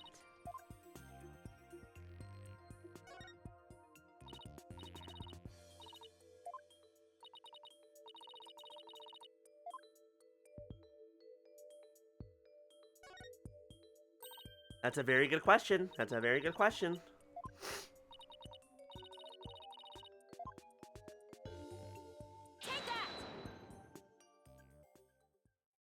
I assumed that his name was Uendo, and now he just took Uendo the Second as a stage name as well. So the message, wet number 4, was originally supposed to say Owen 4th, and this original message is our clue to the identity of the true culprit. What? That indignant look on Prosecutor Sad Monk's face is positively priceless. This is absurd. This is absurd. So it was originally Owen 4th? It wasn't wet number 4? Maybe the lawyer is smarter than we thought. Order! Order in the court! Well, I never would have imagined that there was more to these cards than meets the eye. So now that that's settled, what does this Owen 4th mean? Wait, am I... Who else do you suppose is to provide an explanation? Of course it's you. But I hadn't thought that far yet. Change the cards around all you like, but if you cannot explain what the message means, then it is worthless as you are, defense. It means someone framed our client. It means that someone messed with the crime scene and your conclusive evidence is bullshit. Like, it doesn't mean nothing. It's not useless. I just don't have all the information yet, you dumb bastard. And so the spring chick that fancies itself a graceful swan is brought back down to earth. To do something, but what? Still your thoughts for a second. There's a perfectly good witness to question over there. Oh, right! That's a good idea. Come on, Athena. Get a hold of yourself. Uendo, does the phrase Owen 4th mean anything to you? No, there's no one named Owen in the Tornado family or our circle of friends. Go ahead, ask anybody you'd like. You can't be serious. Having rummaged through your empty mind, I see you have, as expected, turned up nothing. Silence. I'm afraid I have no idea who the devil this Owen 4th is either. But the fact remains that the cards were rearranged to pin the blame on Mr. Wet. That in itself proves the defendant isn't the real culprit. Prosecutor Blackwell is right. Besides, the important question here is not who does the message point to, but rather, who rearranged the cards? What if Owen is the clown? You never know. We never know. The clown is well, then that's dead naming, and I don't want to do that. Why didn't you point that out earlier if you already knew? Sorry. In any case, there were 2 opportunities for someone to rearrange the cards. The first was when Mr. Wet entered the dressing room, and the second was when Uendo discovered the body. Are you accusing me of rearranging the cards? Me, who came out to testify out of the goodness of my heart. Well, you didn't exactly come running out screaming straight away, did you? Even a mere 2 or 3 minutes is more than enough time to get up to some devilry. So what exactly were you doing in there, Uendo? That's true. But also, I'm not going to assume that Capcom will ever have a trans character in the next dozen years. The closest we got was Robin Newman from the previous game, and that wasn't even a trans character. That was just very close to a trans allegory. On accident. Put down the tea and spit out your answer. Mr. Prosecutor, what's a guy supposed to do at a time like this? Amaterasu no Kami? I don't know if that counts. And also, it wasn't made by Capcom, if I remember correctly. I think they just published it. I don't even know if they did that. A silence is more precious than diamonds, witness. Therefore, you need only stay silent. The defense is devious. They are waiting you for you to make a slip at the tongue. Oh, I see. So that's what they're after, is it? In that case, Your Honor, I've decided not to say another word. Very good. After all, your right to remain silent is protected by law. Well, Prosecutor Blackwells, any other brilliant ideas you'd like to share?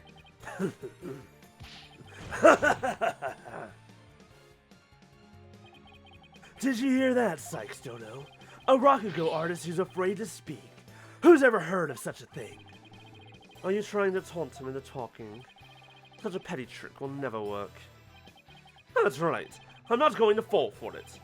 I'm only asking to hear your story. Besides, it's not your job to tell your tales. Is it not your job to tell your tales if there's an audience to listen? Even so, I have the right to refuse to answer. The more you keep quiet, the more we want you to talk. That's simple human nature. Isn't that right, people of the gallery? Hey, we're using his own trick against him! Fuck you! Get fucked, Sadmati. Even with this wonderful audience in front of you, you still refuse to talk? I'm almost certain that the episode 5, the one after this, is going to be defending Dirk against Sadmati. And it's like, defend this ex-lawyer against his own son. That'll be fun. Even with this wonderful audience in front of you, you still refuse to talk? If so, then perhaps you chose the wrong line of work, my friend. Are you saying I should quit because I'm not afraid to speak my mind, I'll have you know? No, never mind what I just said. It is scary to talk, it's absolutely terrifying. Oh no, as a Rakugo artist, I must talk. If I don't, how can I ever show my face on stage again? Your Honor, I'm ready to testify. He did it! He managed to convince Uendo with the power of suggestion technique. Bully for you, Uendo. That's as a real Rakugo artist should be. Alright, if the witness wishes to testify, then by all means, please do. To be turned by such an obvious ploy. What a man of weak spirit. What a man of weak spirit. Now I just want to get back to watching Castlevania. In Season 3 right now. Really fucking good.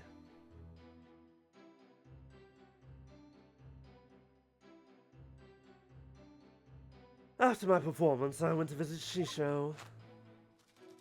I called to him from outside the room, but he didn't reply. When I entered the dressing room, I saw Shisho slumped over the table, motionless. From what I can tell, there do not appear any inconsistencies in the testimony. Of course there aren't any, because I'm not trying to hide anything. Prosecutor Sanmari's right. I don't see anything inconsistent either. But I did pick up on some faint discord in Uendo's heart. Ponder all you would like, defense, but it is pointless. Your Honor, I believe there is no need for further deliberation. First of all, we still have proof that our client didn't do it. That's all we fucking need. Fuck you. You find Owen Forth on your own, bitch. I disagree, Your Honor. I detect the discord in the voice of the witness's heart. That's a clear indication that Uendo is facing some sort of inner turmoil. Are you saying what I think you're saying, Miss Sykes? Yes, Your Honor. The defense would like to conduct a quick therapy session on this witness. Uendo, there is no need for you to submit to this so-called therapy. It's fine by me. I have nothing to hide. Bring it on. Impetuous fool! Why will you not listen to the guidance of this humble servant of the Holy Mother? If the witness wishes to proceed, I see no problem, prosecutor. In one ear and out the other. It seems this performer has no need for your so-called guidance, prosecutor sad monk. Just know this, Uendo, your falling will surely earn you divine retribution. I don't follow your religion. I don't give a shit about your divine retribution. Thanks, Simon. I'm going to make the most of this opportunity you created for me. Just keep your wits about you. I will. Ueno, could you tell us again about what happened in the dressing room?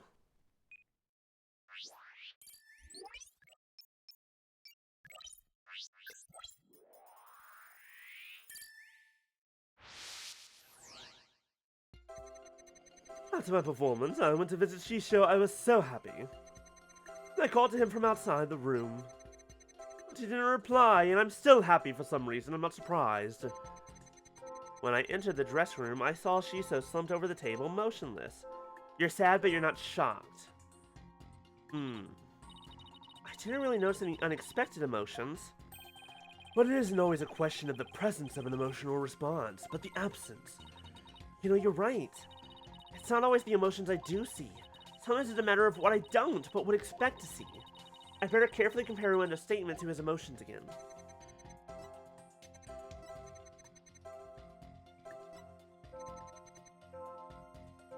You weren't surprised that he was in there. You were only sad. You can tell I was confident because I didn't even bother saving. Oh, I know, I'm noticing something strange with these emotions. Something strange with cheesy toe skin, you say? Ew! Ew! No, something strange with these emotions. How could you have heard something stranger with cheesy toe skin? I don't know. Maybe it's me who's got some cheese in my ears. Did he roll the floor to open up and swallow his cushions out of shame for that bad joke? The point I'm trying to make is that I noticed something unexpected in your emotions. Now stop hiding and come out where we can see you. Bailiff, please bring the witness a few replacement cushions.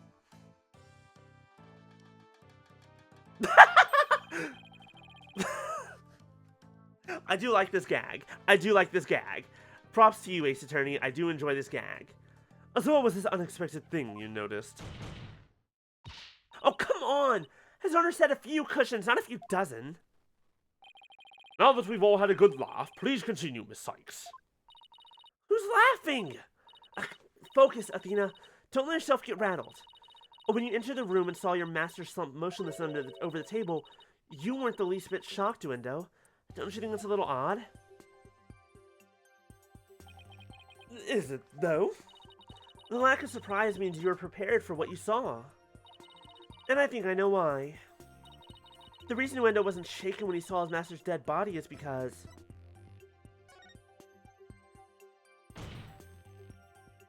Uendo, I think maybe the reason you weren't shaken was because you already knew you would find your master dead.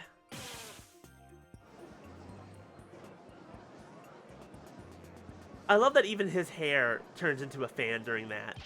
Like, he's all fan. What? What kind of a thing is that to say? You've got it all wrong. Oh, but I just remembered something. I thought Shisho was just sleeping when I first saw him.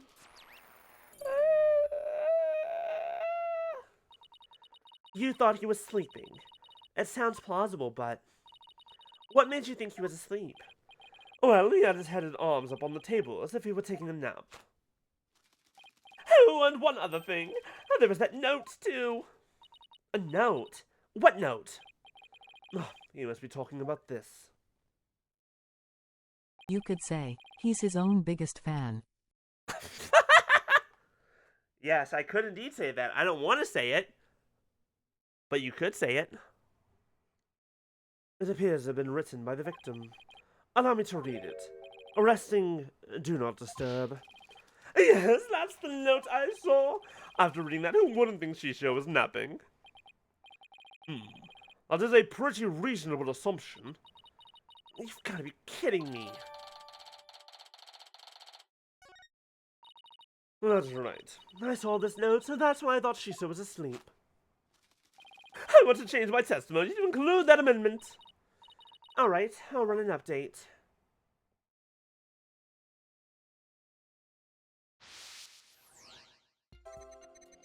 Alright, let's try this again. I called to him, but there was no response.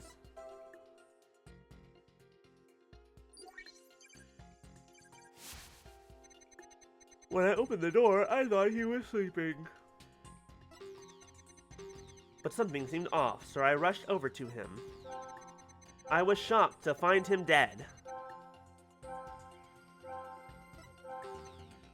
He didn't think that he was sleeping until he opened the door and saw the note, I think.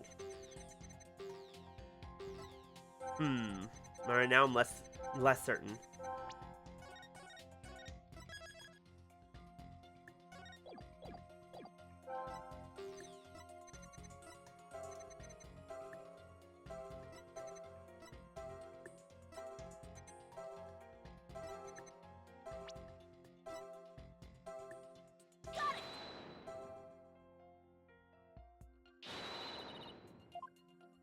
I tried.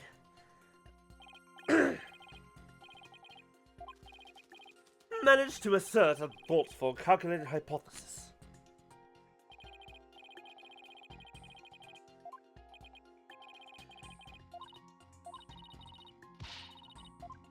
Okay, cool. We don't get penalized because this isn't official cross-examination.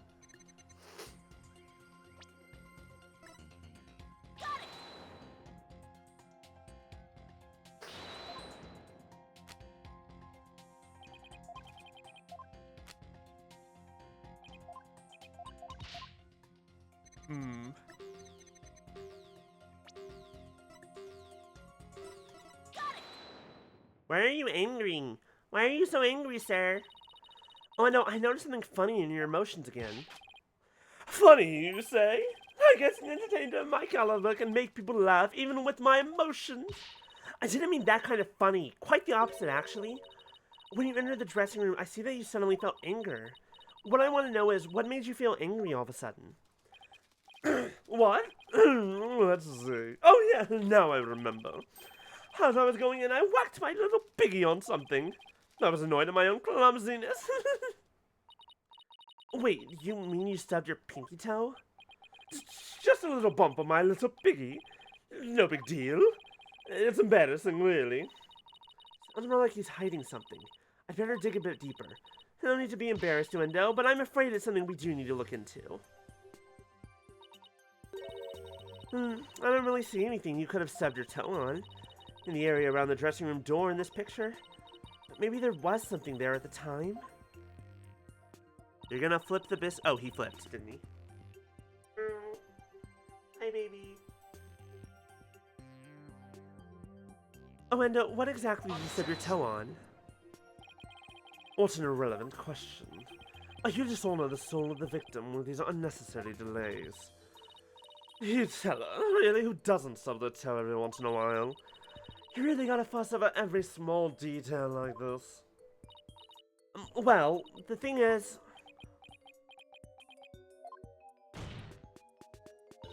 Even the most subtle of fluctuations in a person's psyche can clue us into the truth.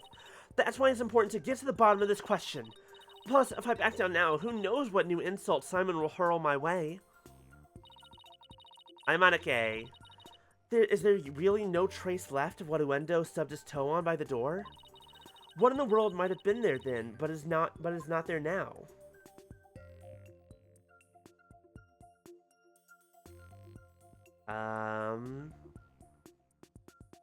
Hope you're doing well, Monike. Hello, hello. What did he stub his toe on? Hi, yes. Welcome to the Clussy stream. Stubbed his toe on... The table is moved. Oh, it is moved, you're right. It has it here. Like, I thought that initially, but I wasn't sure if that was the proof I needed. But then when I saw the little nudge there, I'm like, yeah. Uendo, did you stub your toe on the table? Wait a minute. Well, it does appear that something hit the table and moved it. Uendo said he stubbed his toe as he was entering the dressing room. Yeah, and that table looks pretty far from the door. Could what bumped in the table also be a clue as to what Uendo stubbed his toe on?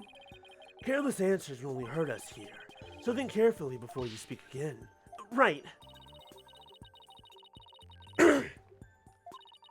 What in the world might have been there that is not there now?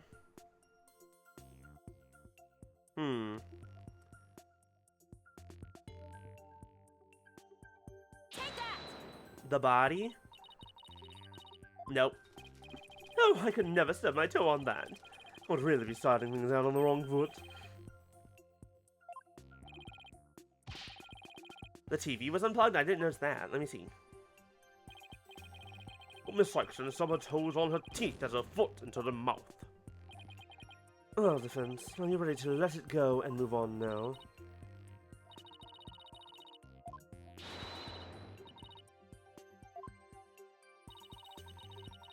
Something's unplugged, that's for sure, and the... you're right, the TV's unplugged, but the refrigerator's not. We know the fridge isn't because the light's on. Please take a good look at this photo of the crime scene. Do you see it? This long track that goes from the door all the way across the room? Now that you mention it, I do see traces of something getting dragged. I don't. Do you? Oh, it's in the white dust. Whatever that white stuff is. Oh, the probably flour, actually. There's a trail through the flour. And the drag mark ends there, at the TV. This implies that the TV was originally by the door. I'm convinced that this TV is the object the witness stubbed his toe on. Well, Window, how about it? Yes, you're right. It was the TV. Oh, well, let's show a little bit of noise. There, the noise level dropped again. Yes, I stubbed my pinky toe on the TV. But what of it? Why is this so important to you? So the noise went down, but it hasn't completely disappeared yet, which means he's still hiding something. Okay, then let's try this tactic instead. Window, why was the TV moved there? Ashisha must have moved it so he could watch my routine. Oh, what a place to put it! Right in the middle of the doorway like that. I didn't want to bump into it again, so I put it back where it belonged. Performances on stage can be viewed in the dressing room using that TV. That's right! It's a closed-looking monitor that shows the stage.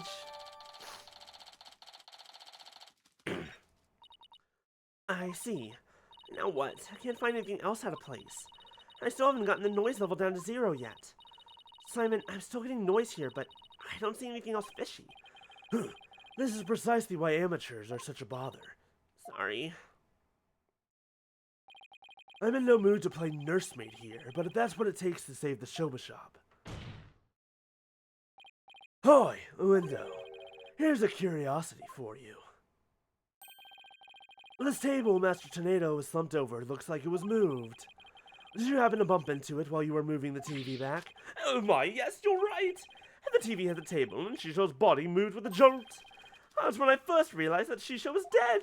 Oh, but how scared I was. I see. Thank you. We're finally getting a more precise picture of how the body was discovered. But I'd wager you need to put the spurs on your window just a trifle longer. Right. I can't keep asking Simon to bail me out like this. It's time for me to regain my footing and really stand on my own. Window, what you said just now about discovering your master's death. Could you please describe all of that again for the court in detail? All right. But before you do, let me just plug in the latest information. This Scotty's a donut? He's rolled up. He's all rolled up.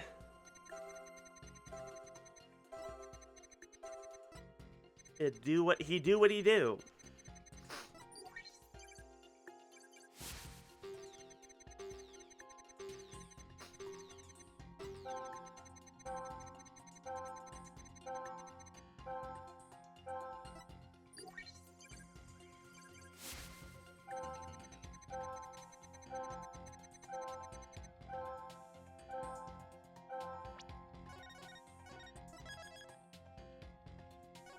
Something feels wrong. Wait. His surprise jumped up. Why did your surprise jump up? That's odd. After the initial shock of finding the victim dead, you reacted to a surprise again. What was it that surprised you, Olindo, besides your master's death? Oh, what do you mean? What's more, you were even more surprised the second time than the first. What could have surprised you more than finding your late master? Search me, your little thingy must have made a mistake. Silence. The girl is as sharp as a trout, to be sure. But her ability to hear people's emotions is absolute. Now get to remembering, Wendo. What was it that surprised you? That was a compliment, right? Well, I didn't... No, we pushed him too hard, and now he's mentally all over the place. His emotions are completely out of control.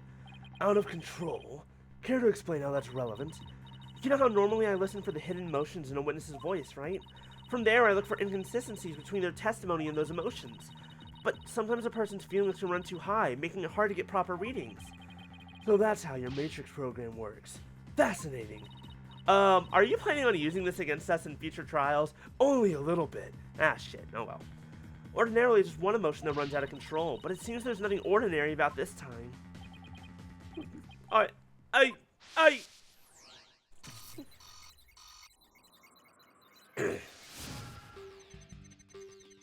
After my performance, I went to visit Shisho. I called him from outside the room, but he didn't reply. When I opened the door, I thought he was sleeping. Tried to enter the dressing room, but when I put the TV back in its normal spot, I realized that Shisho was dead. Seeing him slumped over that cluttered table. Oh, Shisho. I knew it! What's got your knickers all in a bunch now? Uendo has multiple emotions running out of control at the same time. I've never seen anything like this, ever. So how does one bring a situation like this back under control? I'll have to find the root cause of this tangled mess before I can treat him. If I can identify what is causing this emotional rampage, then I can probe to dive in further. I'll need to point to what I think is the root cause and hit probe again. Through this process, I can identify exactly what's causing Uendo so much distress. And that will help bring his emotions back under control. In that case, let's get started, shall we? Alright, I can't guarantee success, but it's definitely worth a shot. Time to look for the root cause of Uendo's rampaging emotions.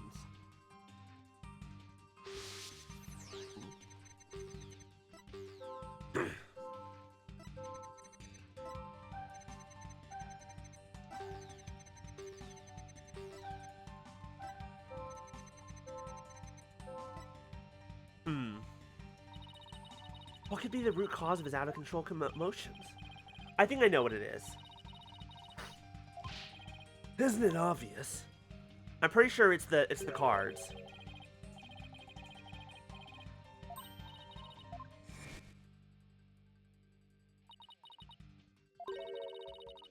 I just wanted to go through it one more time to make sure I couldn't see anything interesting. It's because he found the cards. The cards that said his own name! The cards, the cards, the cards. Go faster, go faster. The cards tell all.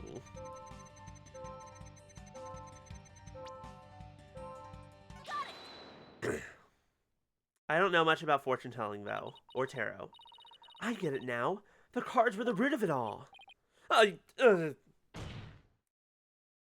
Don't try to deny it. You can't hide your feelings from me. The dying message that was left at the scene of the crime is what was causing your distress. And if the dying message was the cause of all those feelings, then that means the phrase Owen Forth must mean something to you.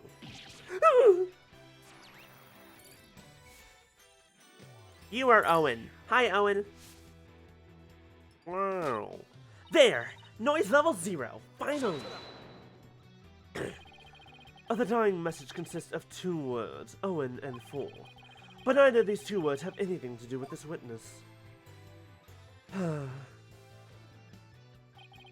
This topic warrants no further argument. Sure, there may not seem to be any direct correlation between Uendo and the message. For now. But why don't you wait and decide what's necessary after you hear my theory?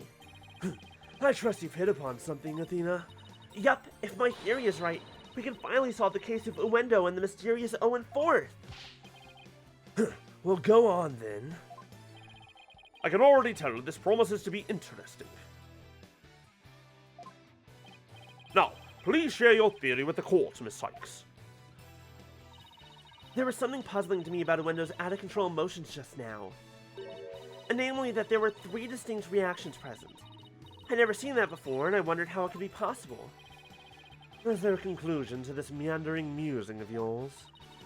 Hold your horses, I'm getting there, or you're gonna end up wasted. That's gonna be you in about 10 minutes. So could a person flip between 3 distinct emotions of such intensity like a switch? In the end, I concluded that it just wasn't possible.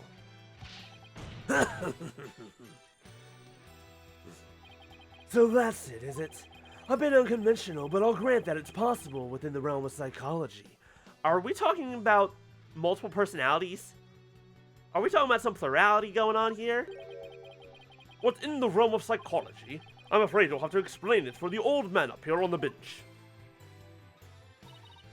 Your Honor, my theory is that Owendo...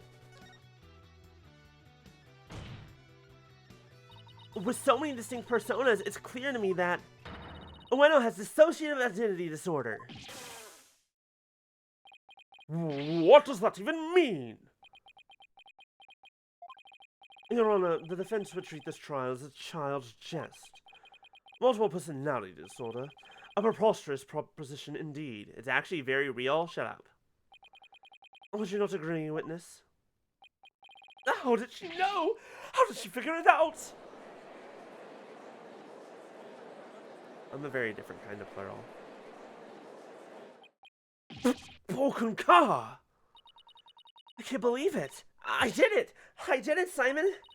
I read papers on it before, but to think I'd see a case of it for myself. Blimey. Rakugo artists tell stories as different characters, but as different personalities. Hey you, lawyer girl. You got a problem with us, huh? No, no problem at all. This is all very hard to believe, but now that we've established that the witness has multiple personalities, could each of them please introduce themselves to this court? All this is doing is reminding me that I need to either draw or model up some... I guess they're not characters. My own plurality. Like, they're up there. We chat all the time.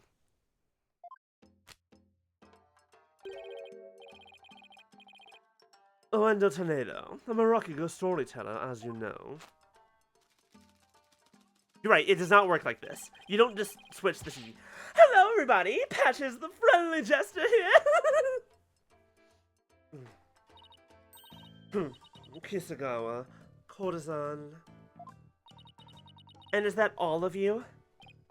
Yes, that's all of us. So there are 3 personalities in total. Owendo, Patches, and Kisagawa, huh? Well, Simon, what do you think now? That's your one lucky duck. I'd just be glad they were dense enough to help you out. Can't you just straight up say I did a great job for a change? You appear to be quite proud of your self-defense, but all you have done is infringe upon the privacy of the witness. I couldn't disagree more, prosecutor. Now that we know there are 3 personalities, a new way for us to interpret the meaning of a certain piece of evidence has risen. A new interpretation. Oh, now I'm very curious. What is this piece of evidence you're talking about, Miss Sykes? Knowing what we know now about Owendo and his personalities, this makes perfect sense. The Karuta cards. That's right, Your Honor. Recall the original dying message left at the scene. We didn't have a clue as to what Owen Forth could have possibly meant. But now, with this new information about Owendo and his personalities, isn't it possible that Owen Forth actually means a secret 4th personalities of Owendo's? A personality named Owen? What? Pokunka! Owendo must have kept his dissociative identity disorder from us because he didn't want to be associated in any way with that dying message. No, that's not why! We kept our disorder a secret for a different reason altogether. We've been taking advantage of our affliction to act out various Rakugo characters. If word of this got out, well... Our reputation as a Rakugo artist would be tarnished, as would the Tornado name. And that's why we kept it a secret from everyone except the members of the Tornado School. But really, there is no 4th personality. It's just the 3 of us here. A plausible enough sounding story. But it doesn't prove you didn't rearrange the cards, does it? But... I will concede that it's highly likely the witness rearranged the cards. Is Prosecutor Sonmari actually agreeing with us?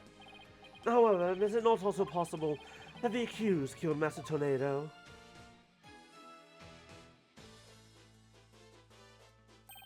And then left that message in order to frame the witness? And upon noticing the cards when he found the victim's body, Owendo rearranged them. A fantastic tale, but a tale nonetheless. No one outside the Tornado School knew about Uedo's multiple personalities. Uedo just finished saying so himself. Oh, that is a true but ultimately meaningless point. The witness was only in the dressing room for 2 to 3 minutes. That's far too little time to commit murder, wouldn't you say? Then who's to say he couldn't have done it before his discovery? What are the odds that they just... that spring chicken memory of yours. Have you already forgotten Prosecutor Blackwell's testimony? Simon's testimony? Oh.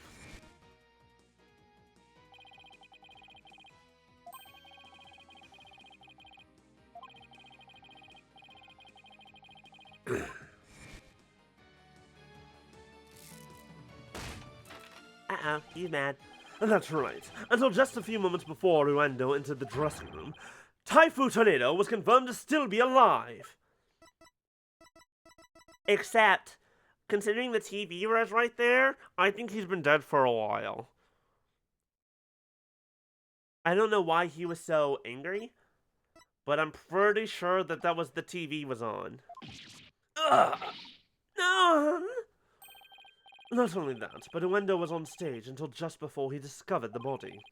A bulletproof alibi that I have already confirmed with several audience members. Oh no! But I have a theory. I also heard that his Rakugo performance that day was a steaming pile of... well, you get the picture. Yes, I'm afraid so. Really stunk up the stage, I did. And yet I have a perfect alibi. Indeed. Why not lend the coup de grace on the defense by describing your alibi, witness? Okie dokie smoky!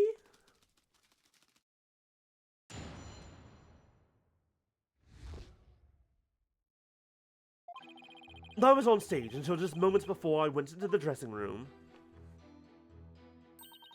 The entire audience was my witness. My performance was a huge bust! Not a single soul laughed! I'll never be able to live down how terribly I bombed during that very important show.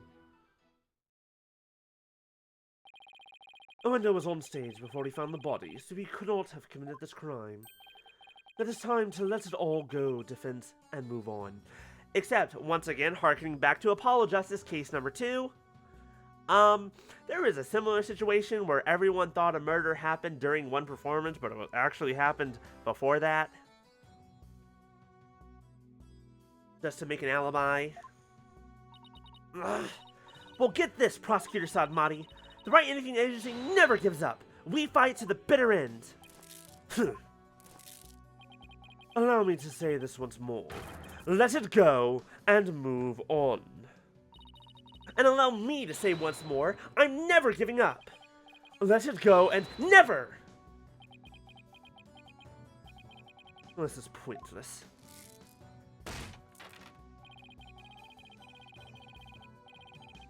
You should have taken advantage of this opportunity while you could, you foolish child. Our defense is nuh-uh? I mean, that's kind of how Ace Attorney works. We're always just going nuh-uh. Your worthless convictions only serve to prolong the accused suffering. If words will not sway you, then perhaps pain will. Illegal! Oh no! Anything with this? This feels like something you should. This feels like assault.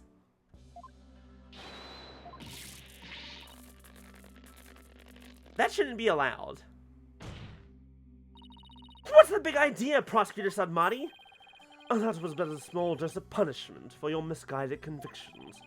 Are you now a bit more inclined to give up as instructed? As if! If anything, that made me want to beat your ass harder. In that case, you must require another dose. Thank you, Simon. Not bloody likely.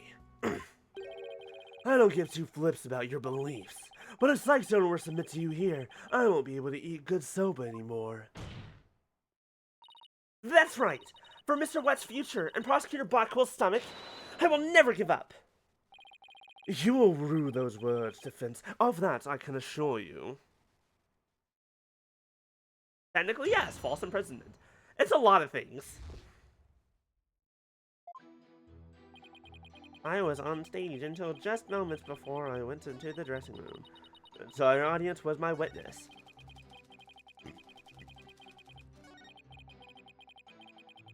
Why did you bomb? Let's find out. Do you have any idea what went wrong? I'm not sure if it was my performance, or it was just that particular audience. Or maybe it was the story I picked. But every entertainer knows that this kind of thing happens from time to time. I guess that makes sense. Still, I wonder how he could have flopped at his own commemorative show. Maybe I should dig into things a bit more. Could you tell me which Rakugo story you performed? I could, but I'm not sure if it would mean anything to the uninitiated. Well, even if I might not get it, can't you at least try me? Alright, if you insist. And the story I performed is called Tokisoba, otherwise known as Time Soba, also known as the story that they believed that the master was rehearsing in his dressing room. Time Soba, huh? Maybe Uendo's right. He only said the name of the routine and I'm already lost. But Blackwell's statement! Master Tornado was confirmed alive, but he was confirmed— Ugh! So you performed Time Soba, did you? What? You know it, Prosecutor Sanmari? In the course of my studies last night, I became familiar with a number of stories. I must say, defense, you would do well to better prepare for your next trial. Simon, what's Time Soba about? Look it up yourself. Allow me to give an overview. The story takes place on a winter's night. A man orders a bowl of soba at a street stall. How you doing, sir? What can I get for you? I see you got seaweed-topped hanamaki soba and mixed topping hana— I'll have a bowl of shiboku, my good man. It sure is cold tonight, isn't it? But there's nothing like a hot bowl of noodles and soup to warm the soul. You know it, sir. One shiboku coming right up. Oh, how's business? Not so great, sir. Is that so? Well, that's great, because things can only get better from here, right? Well, prosecutor. And the customer talks on and on like this.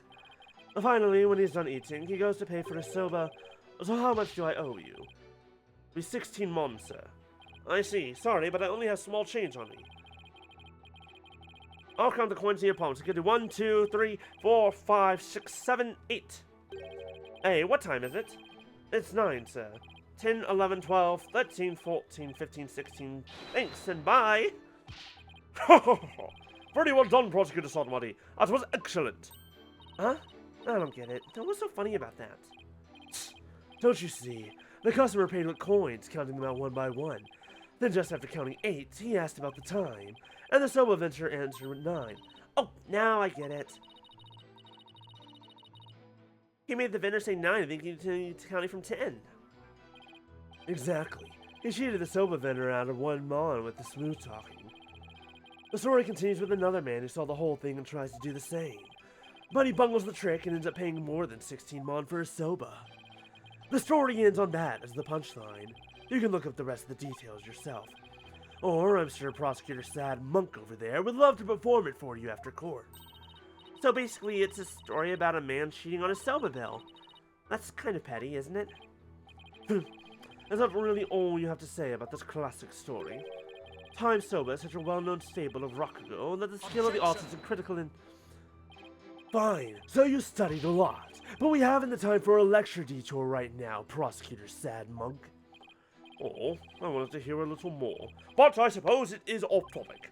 Getting back to the matter at hand, Miss Sykes, the witness, stated that the story I performed is called Tokisoba, otherwise known as Time Soba.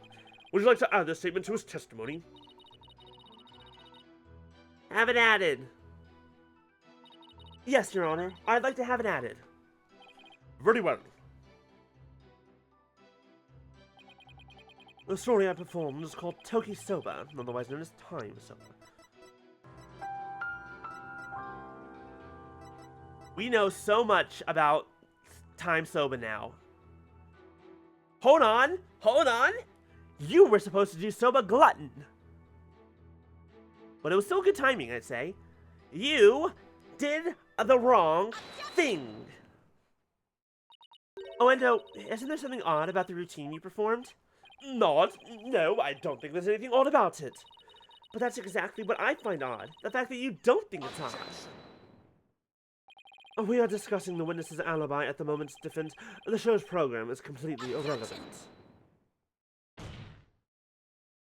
That's where you're wrong, Prosecutor Sadmati. The reason being, it contradicts the statement the witness just made. Owendo, do you know what this is? No. What is it? This is an invitation to the show, sent from Master Tornado to Prosecutor Blackquill. Included in the invitation is a rundown of the show's program, which clearly states that Time Sobo was to be performed by Master Tornado himself. No. Owendo, why didn't you perform the routine your master was scheduled to do? Well, you see, the reason for that is... How do I say this? You see, let's say it was a prank. That's right, it was a little joke, you see. Something I just... Okay. Don't ask me how my brain works. For the love of God, do not ask me how my brain works. I was thinking about the resin printer that Fluffy got off throne earlier. And I'm like, I'm so excited for that because I was like, oh, there's some ideas for things I wanted to make for my Etsy shop. It's like, oh, the resin printer will be much better for that. And also because it's already enclosed, I don't have to worry about Biscuit getting to it. And also having two printers means I can print two things at once. Let's go. Double the printing time. That makes my life easier. Where was I? Sorry. Brain had a distraction. I was trying to surprise Sisho by performing his routine before he did. I don't know if I buy that. Was doing the victim's routine really just for laughs, or... Confirmed? Oh, absolutely. It's been confirmed. My therapist has confirmed it multiple times. Hey, didn't Simon have to hear Time Soba? Yes!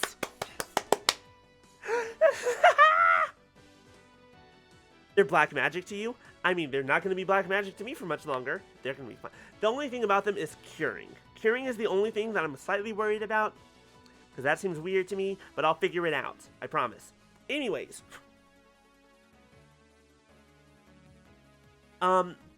Because that TV is not a regular TV, because it specifically is a monitor for the stage, that means build a UV fridge. I don't really want to... That sounds like a lot of work. And we'll figure it out. I'll figure it out. I'll figure it out. We have a printer coming. I'll figure it out. I'll figure it out, I say, Googling something real fast.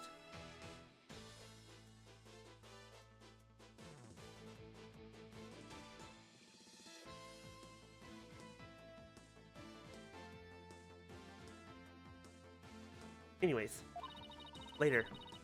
You have noodles and pot stickers? What kind of noodles, Kay? I need to know.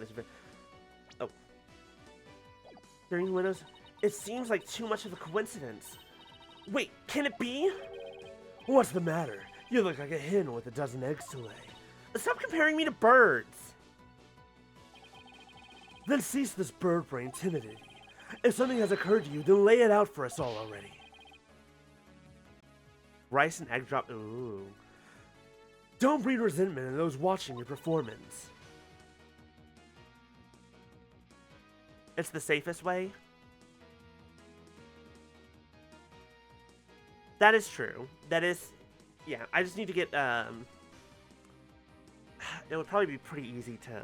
The funny part is, I could use one printer to print a box to make a curing thing for the second printer. Yes, Kay, what is your derailment? What's a rail? I have ADHD. We went off the rails like an hour ago. And 5 minutes ago. And 2 hours ago. And 20 minutes ago. And 5 minutes from now. I'll print that box. Then I'll put that box in another box. Put that box in another box. Then I'll ship that box out. And when it arrives, ha-ha! I'll smash it with a hammer. Hey, who wants to watch Emperor's New Groove? Who wants to watch Emperor's New Groove later? Whoop, whoop, whoop, whoop. Hell yeah, Kay! Absolutely fucking amazing. Love to hear it. I'm so glad that you got it done. I knew that was bothering you. You've never seen it all the way through? I know what we're doing. I know what we're doing. Makesters can come later. I don't know when Kane's streaming today, though. I think she is still. Well, whatever. We'll figure it out. Regardless. Emperor's New Groove. We gotta watch. We gotta watch. Good fucking movie. Mwah. Chef's Kiss. Great movie. Yeah, absolutely. No.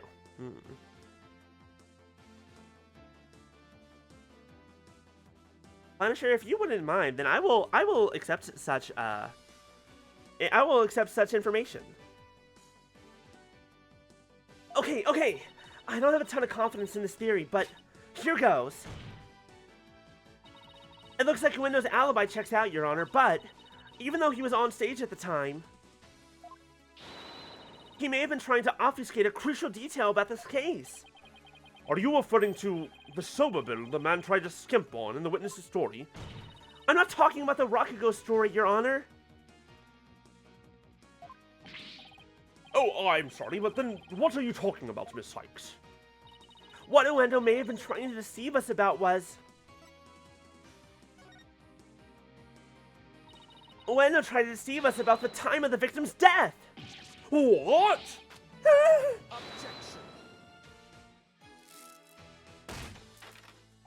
What's gibberish? Prosecutor Blackwell even testifies at the time of the victim's death. I know, but he only testified that way because he and Geru had been completely taken in.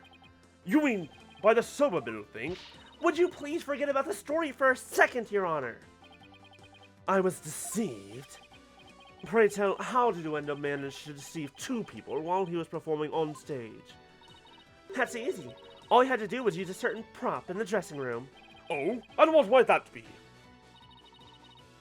The prop Uendo used was... Uendo. This TV was used to view what was happening on the stage. Prosecutor Blackwell, when you came to the dressing room, what was Uendo doing? He was performing Time Soba. Blast! Could it be? Yes, it could, and it was. What you and Geru heard was not Master Tornado practicing his routine. It was Uendo's performance, as heard through this TV monitor speakers. What? With the TV just inside the inner door of the dressing room, it could easily be heard from the hallway outside. And because we knew that Master Tornado was scheduled to perform Time Soba, we were easily manipulated into thinking he was still alive at the time rehearsing. Yes, your knowledge of the day's program is why the two of you could be fooled this way. Simon, did the voice you hear belong to Master Tornado? With the doors in the way, I couldn't tell exactly who the voice belonged to. But because I heard Time Soba, I just assumed it was Master Tornado. Ugh, I can't believe I was taken in by such a simple mind game. All of that is mere conjecture. Where is your proof, defense?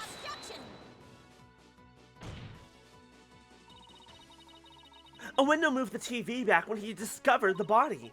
After all, he couldn't very well leave it by the door, because then someone might figure out the trick he'd been playing. And there's one more thing about Uendo's actions that's suspicious. That is? The fact that he flopped so badly on such an important occasion. Also suspicious about that. Even pros slip up once in a while, you know? But I believe that this time it was intentional. Because Uendo knew it'd be strange to hear laughter coming from the dressing room. You? Oh my god. Oh my god, she's right. I hadn't thought about that. That's clever. Oh my! It's all just a bit too perfect to be sheer coincidence. Plus, if the voice Prosecutor Blackwell and Geru heard was due to Uendo's scheming, then the victim's time of death could have been earlier than 4 p.m. In other words, Uendo could have killed Master Tornado himself! We've got you by the stones now, Uendo, so you'd better confess everything.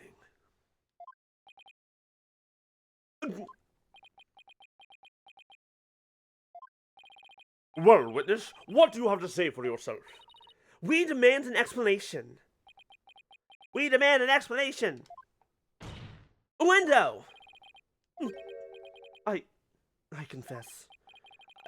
I tampered with the crime scene.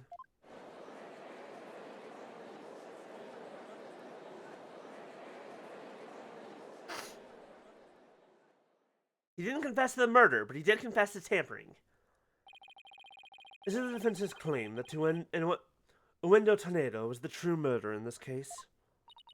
If he tampered with the crime scene, then we have to at least consider him a suspect. Now wait just 1 minute. Yes, I admit to messing with the dressing room, but I didn't kill Shisho. Then why did you tamper with the crime scene? I refuse to answer that question. What? If you suspect this witness, then I have a question for you. What could it be this time? Uendo had absolutely no reason to murder Typhoon Tornado. You fell asleep? Welcome back. After all, why would Uendo kill the man who recognized his skills and promoted him? Well, his motive was, I can't think of a single thing. It appears you are also not aware of one other fact. And that is? That the accused visited the dressing room before 4 p.m. as well. Is it not natural, then, to suppose that the accused killed the victim at that time? What? Nobody told me Mr. Wet had also been there before 4 p.m. Oh, we were only discussing the time frame after 4 p.m., so I didn't think to mention it. But now that you have made the time period before 4 p.m. relevant... Uh-oh. I don't like where this is going. So, you really do not know what your client was doing during that time frame, do you?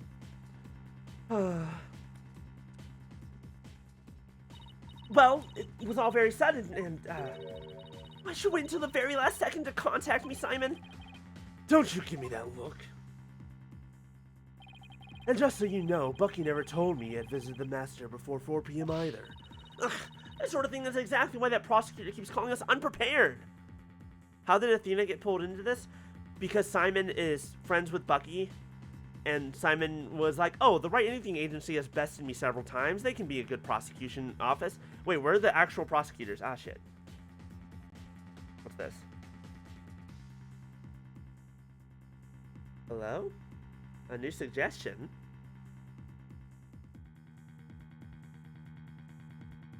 Oh. This is pretty good. I'll have that. I shall add this. Someone just... There's a couple of options for who did this, but someone put a UV resin curing light lamp thing, box, whatever thing, to my throne. So that is going up on the throne. There we go. Dope. Thank you for putting that up there.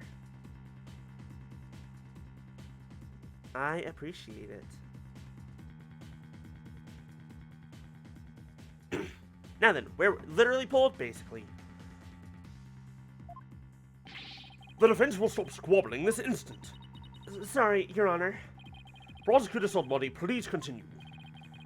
Thank you, Your Honor. Defense, you know of the soba-making implements in the dressing room, correct? Is he talking about the equipment for making soba noodles? You speak... I don't see it, but I have a feeling I know what just happened.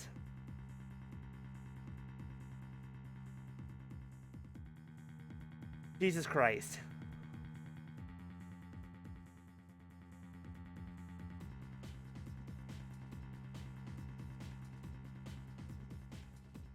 Yep, nope, there it is.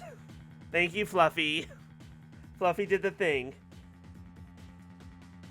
Jesus Christ. Fluffy, you are so generous and it's amazing. I guess not. Thank you anyways, Punisher. Alright, cool. Look forward to my Etsy shop being actually ready soon, I guess.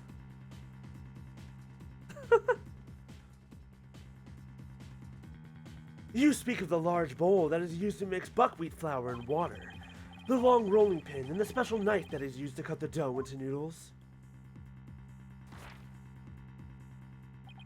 Precisely. These tools all came from the accused in soba shop. You mean they didn't belong to Master Tornado? Mr. Wet had visited the dressing room to give the victim a soba-making lesson, and that visit was before 4 p.m. I'm afraid that after the accused kneaded the dough and made those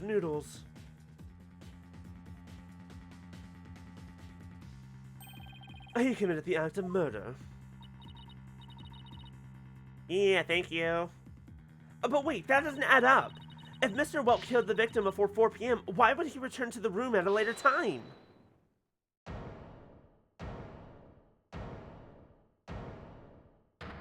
Oh god, are you still drunk? What's with the skateboard? Hold on, there's a lot to unpack here. Hold on.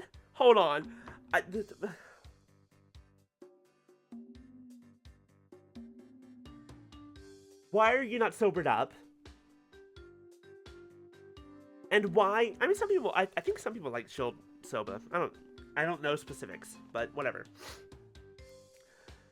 Let's soba. Wait, no. Let's soba. You're kitten caboodle when it comes to noodles. Oh my! I am this chickadee. Hey, you slimy. The reason I went back is 'cause Master Tornado ordered uncooked noodles. Mr. Wet.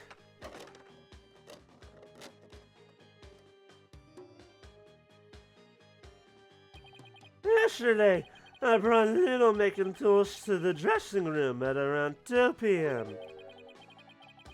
That's when Master Tornado ordered uncooked soba noodles to stock up on. Uncooked noodles to stock up on?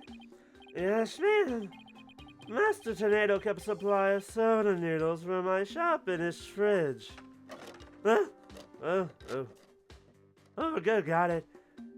Still got the balance. He only had one serving left, so I went back to my shop to get some more. But I don't see anything in there. There's nothing in his fridge. Yeah, the fridge that was open and raided. One serving of noodles in the fridge? But I thought the fridge was practically empty. Anyway, the whereabouts of the missing noodles isn't all that important now. You ran into me and Geiru when you come back to deliver the uncooked soba, correct? That's right, Simey. I made time out of my busy day to deliver him the noodles. And you know, he ignored me when I called to him from the inner doorway. He just kept mumbling Rakugo lines for ages. So I got mad and went back to my soba shop. So that's why you got mad. If what he's saying is true, then there's no way he could be the murderer. I swear I'm telling the truth, Mr. Wait, quick! Get this man to the infirmary! So basically, he never went in and saw him. Or delivered the uncooked noodles.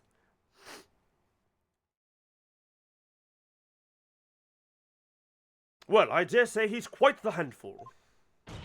Your Honor, please accept the statements Mr. Wet made just now into evidence. I believe the accused's statement about going to the room at around 2 p.m. is true. For it falls within the victim's estimated time of death. That opens up the possibility that crime was committed between 2 and 4 p.m. That's some critical information. Yes, Your Honor. But other than that one point, Mr. Wet's statements are dubious and without proof. But they are the words of the defendant himself! Simon, back me up here. He has a point. If I were the prosecutor, I wouldn't accept them either. While I understand the defense's feelings on the matter, this court is unable to accept anything other than the time the defendant made his visit. Now what do I do? I trust you have no further objections, defense. At last, the time has come to send the soul of the victim onward to the Twilight Realm. Silence. What are you yammering on about, Prosecutor Sad Monk? We still have something we need to question Uendo about. We do? Like what?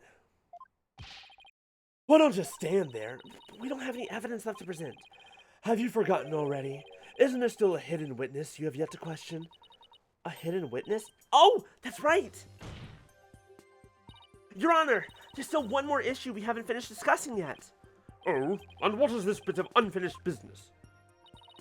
We haven't finished discussing this issue related to Endo. We still have to discuss the possibility of a fourth personality, the one named Owen. Are you suggesting that this fourth personality of Windows might be the true culprit? Jeez, not this again. I told you, we don't know anything about this Owen. Look, Window, I know you don't have any motive to kill your master, but this Owen may have one for all we know. Come clean now, Window. You've got another personality stashed away, haven't you? Please tell us everything you know about Owen. That's enough! The witness has already stated that he knows not of any Owen character. Bravo! You tell him, Mr. Prosecutor. Hey, Patches. If you claim you don't know Owen when you really do, that's tantamount to perjury. Exactly. Actually, yes, you're completely correct. It's still a very inaccurate showing of someone with DID, but they do canonically have DID.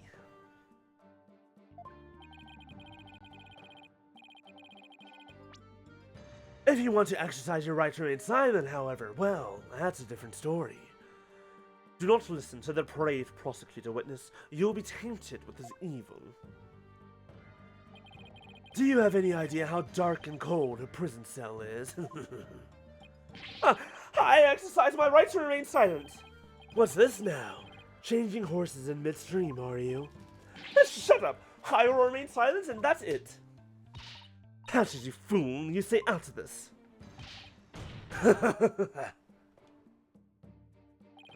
Patches is not the brightest bulb in that box you call a noggin, is he? The fact that he switched from I don't know any Owen to I will remain silent is proof that he does know about Owen. There it is again. Simon's formidable psychological manipulation tactic. I'm sure glad he's on my side today.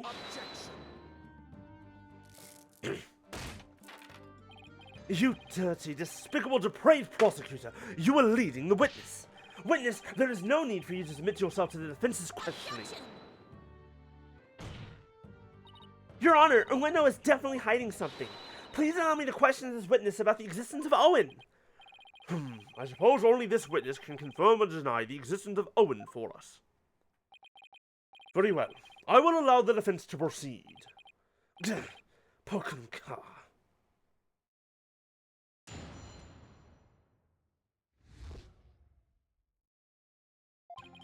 I've never met any personality named Owen. Patches was just blurting out nonsense in a panic. We're always aware, so we'd definitely notice if a personality like that showed up.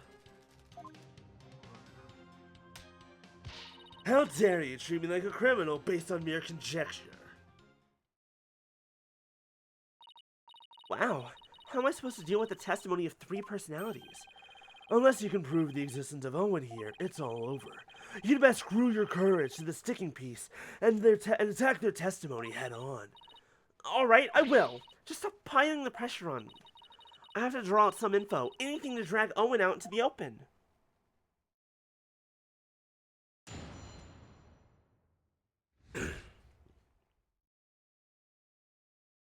Two lies and a truth riddle? Maybe.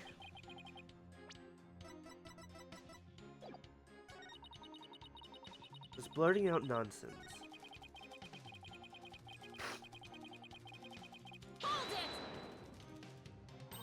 But what if, for some reason, you 3 were unconscious at the time of the incident? If the 3 of you weren't alert and aware, what would happen? What would happen? I'm not even sure what you mean.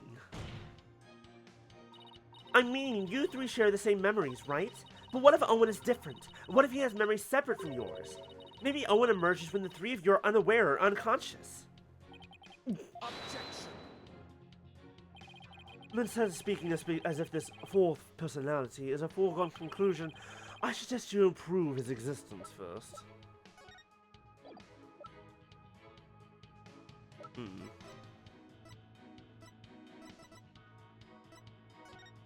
I'm thinking, I'm looking.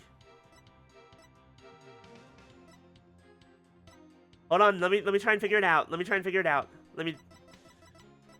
I'm looking around and I'm thinking first.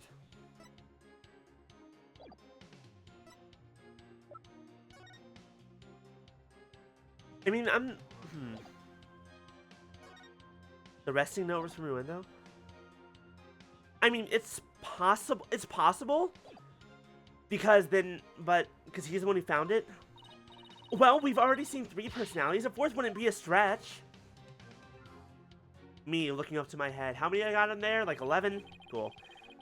You dishonor the victim in this court by jumping to such conclusions without proof. Have you ever heard these old sayings, Prosecutor Sanmati? What happens twice will happen thrice. If you see one, there are likely 30 in your home. I'm basing my theory on such premises. Comparing us to cockroaches. Do we bug you that much, girly? But how do you intend to prove it? How will you prove that all 3 personalities become unconscious, as you say? Unless you can do that, all of this talk is merely empty speculation. Well, Don't be so timid. If you don't have it, then find it. Look for something that could render Uendo and the others unconscious. Simon's right. I can't back down now. Okay, do you have a baseball bat on you by any chance? Maybe like a heavy stool?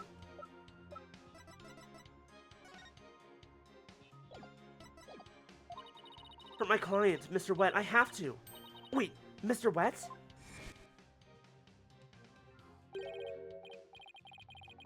Lump of regular flour dough for udon noodles.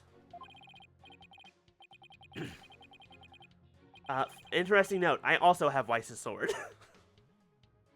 It was a Christmas gift many years ago.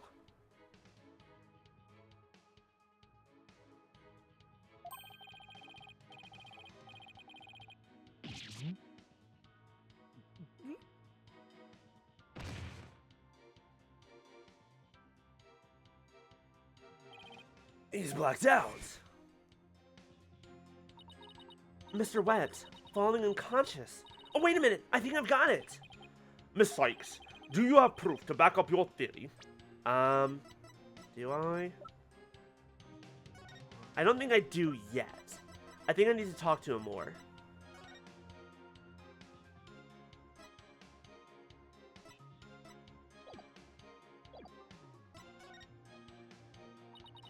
I'm afraid not, Your Honor. Of course you do, Athena. Have another good look at the crime scene photo.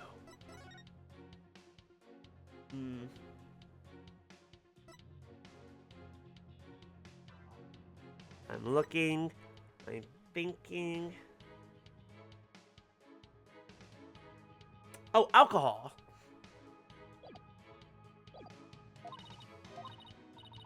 There was alcohol there. I didn't notice that at first. They drink all the soju.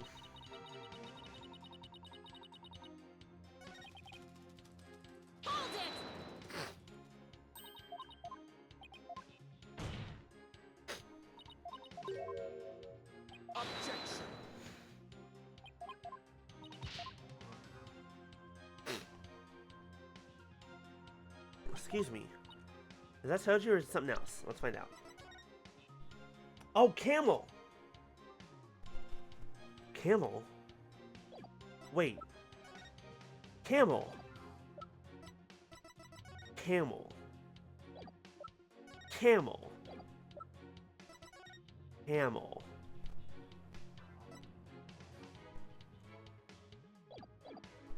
Camel.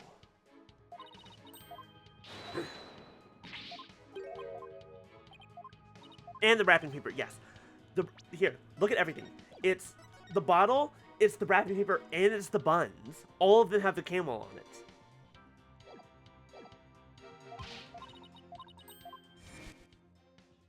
Okay, I just needed to present it. I didn't need to go through all this again.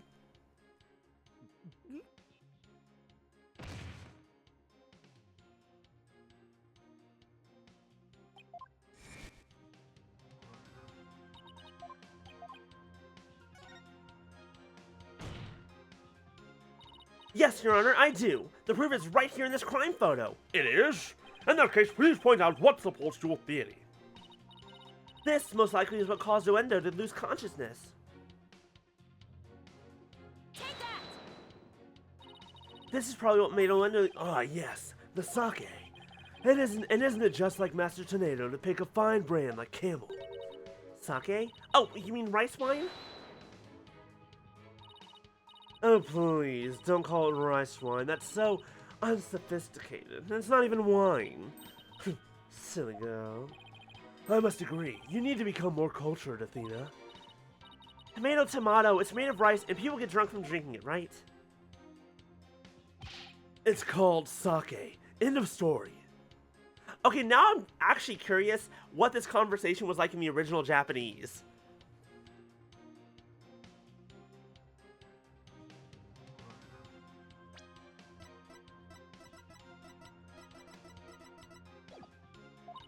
Fine, sake it is then. Ay, caramba. Everybody's so touchy about these things. Because, like, clearly the conversation in Japanese wouldn't be to call it sake, because that's what they would have called it anyway. I recall Master Tornado would often have a drink or two before performing. He said it made him more eloquent. Drinking too much of the stuff can make one lose consciousness, though, of course. There are 2 glasses. And look, there were 2 glasses on the table. Uendo, I believe your master offered you some sake. And then you must have drank too much and passed out. That's when your 4th personality, Owen, emerged.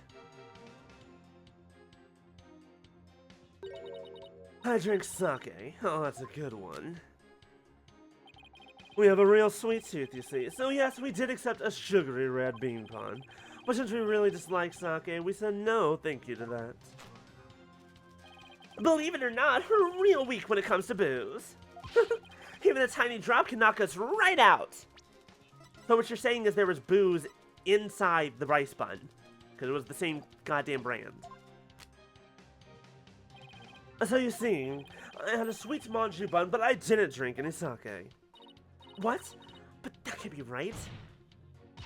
The defense demands that the glasses be examined right away. You amateur! Did you really think I had not already done so? Your foolishness is beyond the pale. Don't tell me. Don't tell me. There is no trace of the witness having touched either of the glasses, naturally. Right, of course. Miss Sykes, would you like the witness's statement added to his testimony? Yes, please, Your Honor. Very well.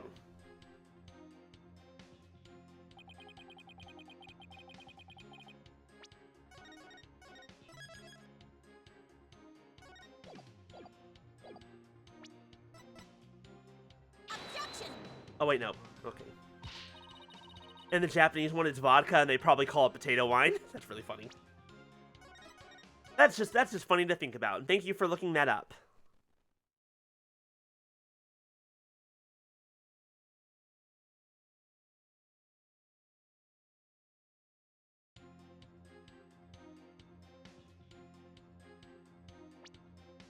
Let's press him real fast.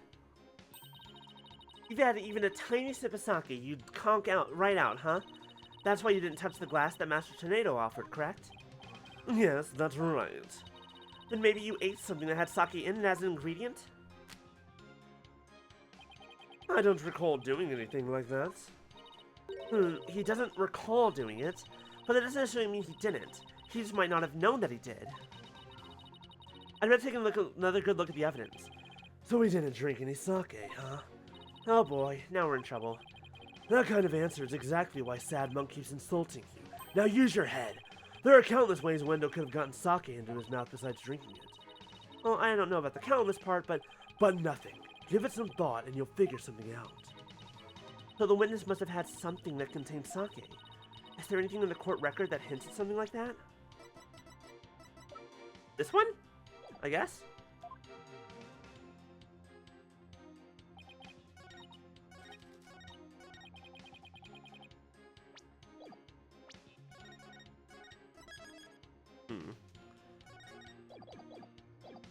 Maybe, possibly? Hooray! This shows what most likely made Uendo lose consciousness. That's note. Are you feeling lightheaded, child? Or perhaps a bit peckish? I'm not hungry, and my head feels just fine, thank you very much. Look at the paper this note is written on. Isn't there something familiar about it? What exactly is your point, Defense? This faint design here reminds me of the paper from... Yup, it's a piece of the wrapping paper on the box of manju buns by the victim on the floor. Uendo, you may not have drunk any sake, but you did eat a sweet red bean bun, right? Now I want anpan. I had 1 anpan and 1 malasada when I was in Hawaii. I wish I had more. Dear God, I want more. I need my fix. It was so good. Well, yes, that's right. I don't know if you're aware of it or not, Uendo, but I believe the manju you ate caused you to fall unconscious. The bean bun? But how? Because those buns contain a secret ingredient. A very punchy secret ingredient at that. A punchy secret ingredient? Yes. The design on the wrapping paper matches that of something else in that room. It does? The design on this object matches that on the manju blah blah blah. This should be super obvious. I hate these people. Take that! The camel pattern. It's the same as the one for camel brand sake. So, just as Uendo said, he didn't drink any sake per se. But he did eat some. Impossible. Uendo had a camel brand red bean bun, which boasts a nice shot of sake as one of its ingredients. So the defense is claiming that Uendo passed out after consuming a camel sweet bun, which allowed a fourth personality named Owen to emerge. Is that correct? Yes, Your Honor. That's exactly what I'm claiming. But there's one thing that bothers me. Wouldn't the alcohol content of the buns evaporate as they are steamed? In order to give them a stronger flavor, some manju are specially made to retain as much of their alcoholic content as possible. What kind of a lightweight do you think I am? Even I wouldn't pass out from eating a simple manju. Then how about we test that theory? What do you say, Your Honor? Seeing is believing, as they say. Very well, I will allow a test. Thanks, Your Honor. Let's get this witness drunk. Simon, go buy us some camel manju on the double. And don't forget to get me one too, okay? Why must I? And while you're at it, Prosecutor Blackwell, you will get one from me as well. I'm not the courthouse stable boy, you know. Taka! But just this once, I'll acquiesce. Taka, I'm counting on you. Go, Taka, go! We love that bird. And all of you had better pay me back. Oh, I thought it would be your treat, Prosecutor Blackwell. What a shame. Now then, let us adjourn until the manju arrive by Carrier Hawk. Court will reconvene as soon as Taka returned. What an insane couple of sentences. What an insane couple of sentences.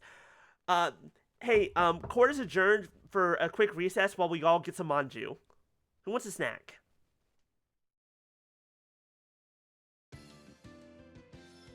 Okay, I think that's where we're gonna call it, y'all. We're gonna go ahead and call it their perfect ending. We'll come back on getting this person drunk later. Alright. But thank you all. Dove Dash, that's really good, Kay. That's really good. Alright. Thank you all so much for joining me for some more Ace Attorney. I think we're streaming. Okay, we're not doing the thing tomorrow, right? So I think I'm streaming tomorrow. And we'll continue Digimon because I finally did my homework, so we're ready to start the Wrath route. Or start it from Chapter 9, whatever. We're doing Wrath. Wrath. We're almost done with Digimon Survive. We're getting there. I have no more homework. Now let's see. I think the only one up right now is Nox. We're gonna... Wait, let me make sure that Nox is ending.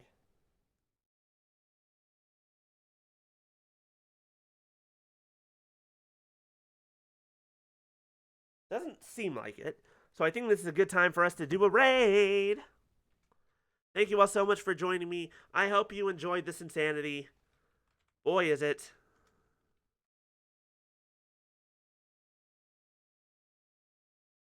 Except being a good bean. Thank you. I am the good bean. Just like that good bean right there. Right there, that good bean. That. There. Not getting it on. Oh, it must have turned off at some point because it's not refreshing anymore. No, the biscuit cam. Anyways, that's all from me. I'll see you all later. Bye. Oh, I didn't press this button. There we go. All right, I'll see you all later.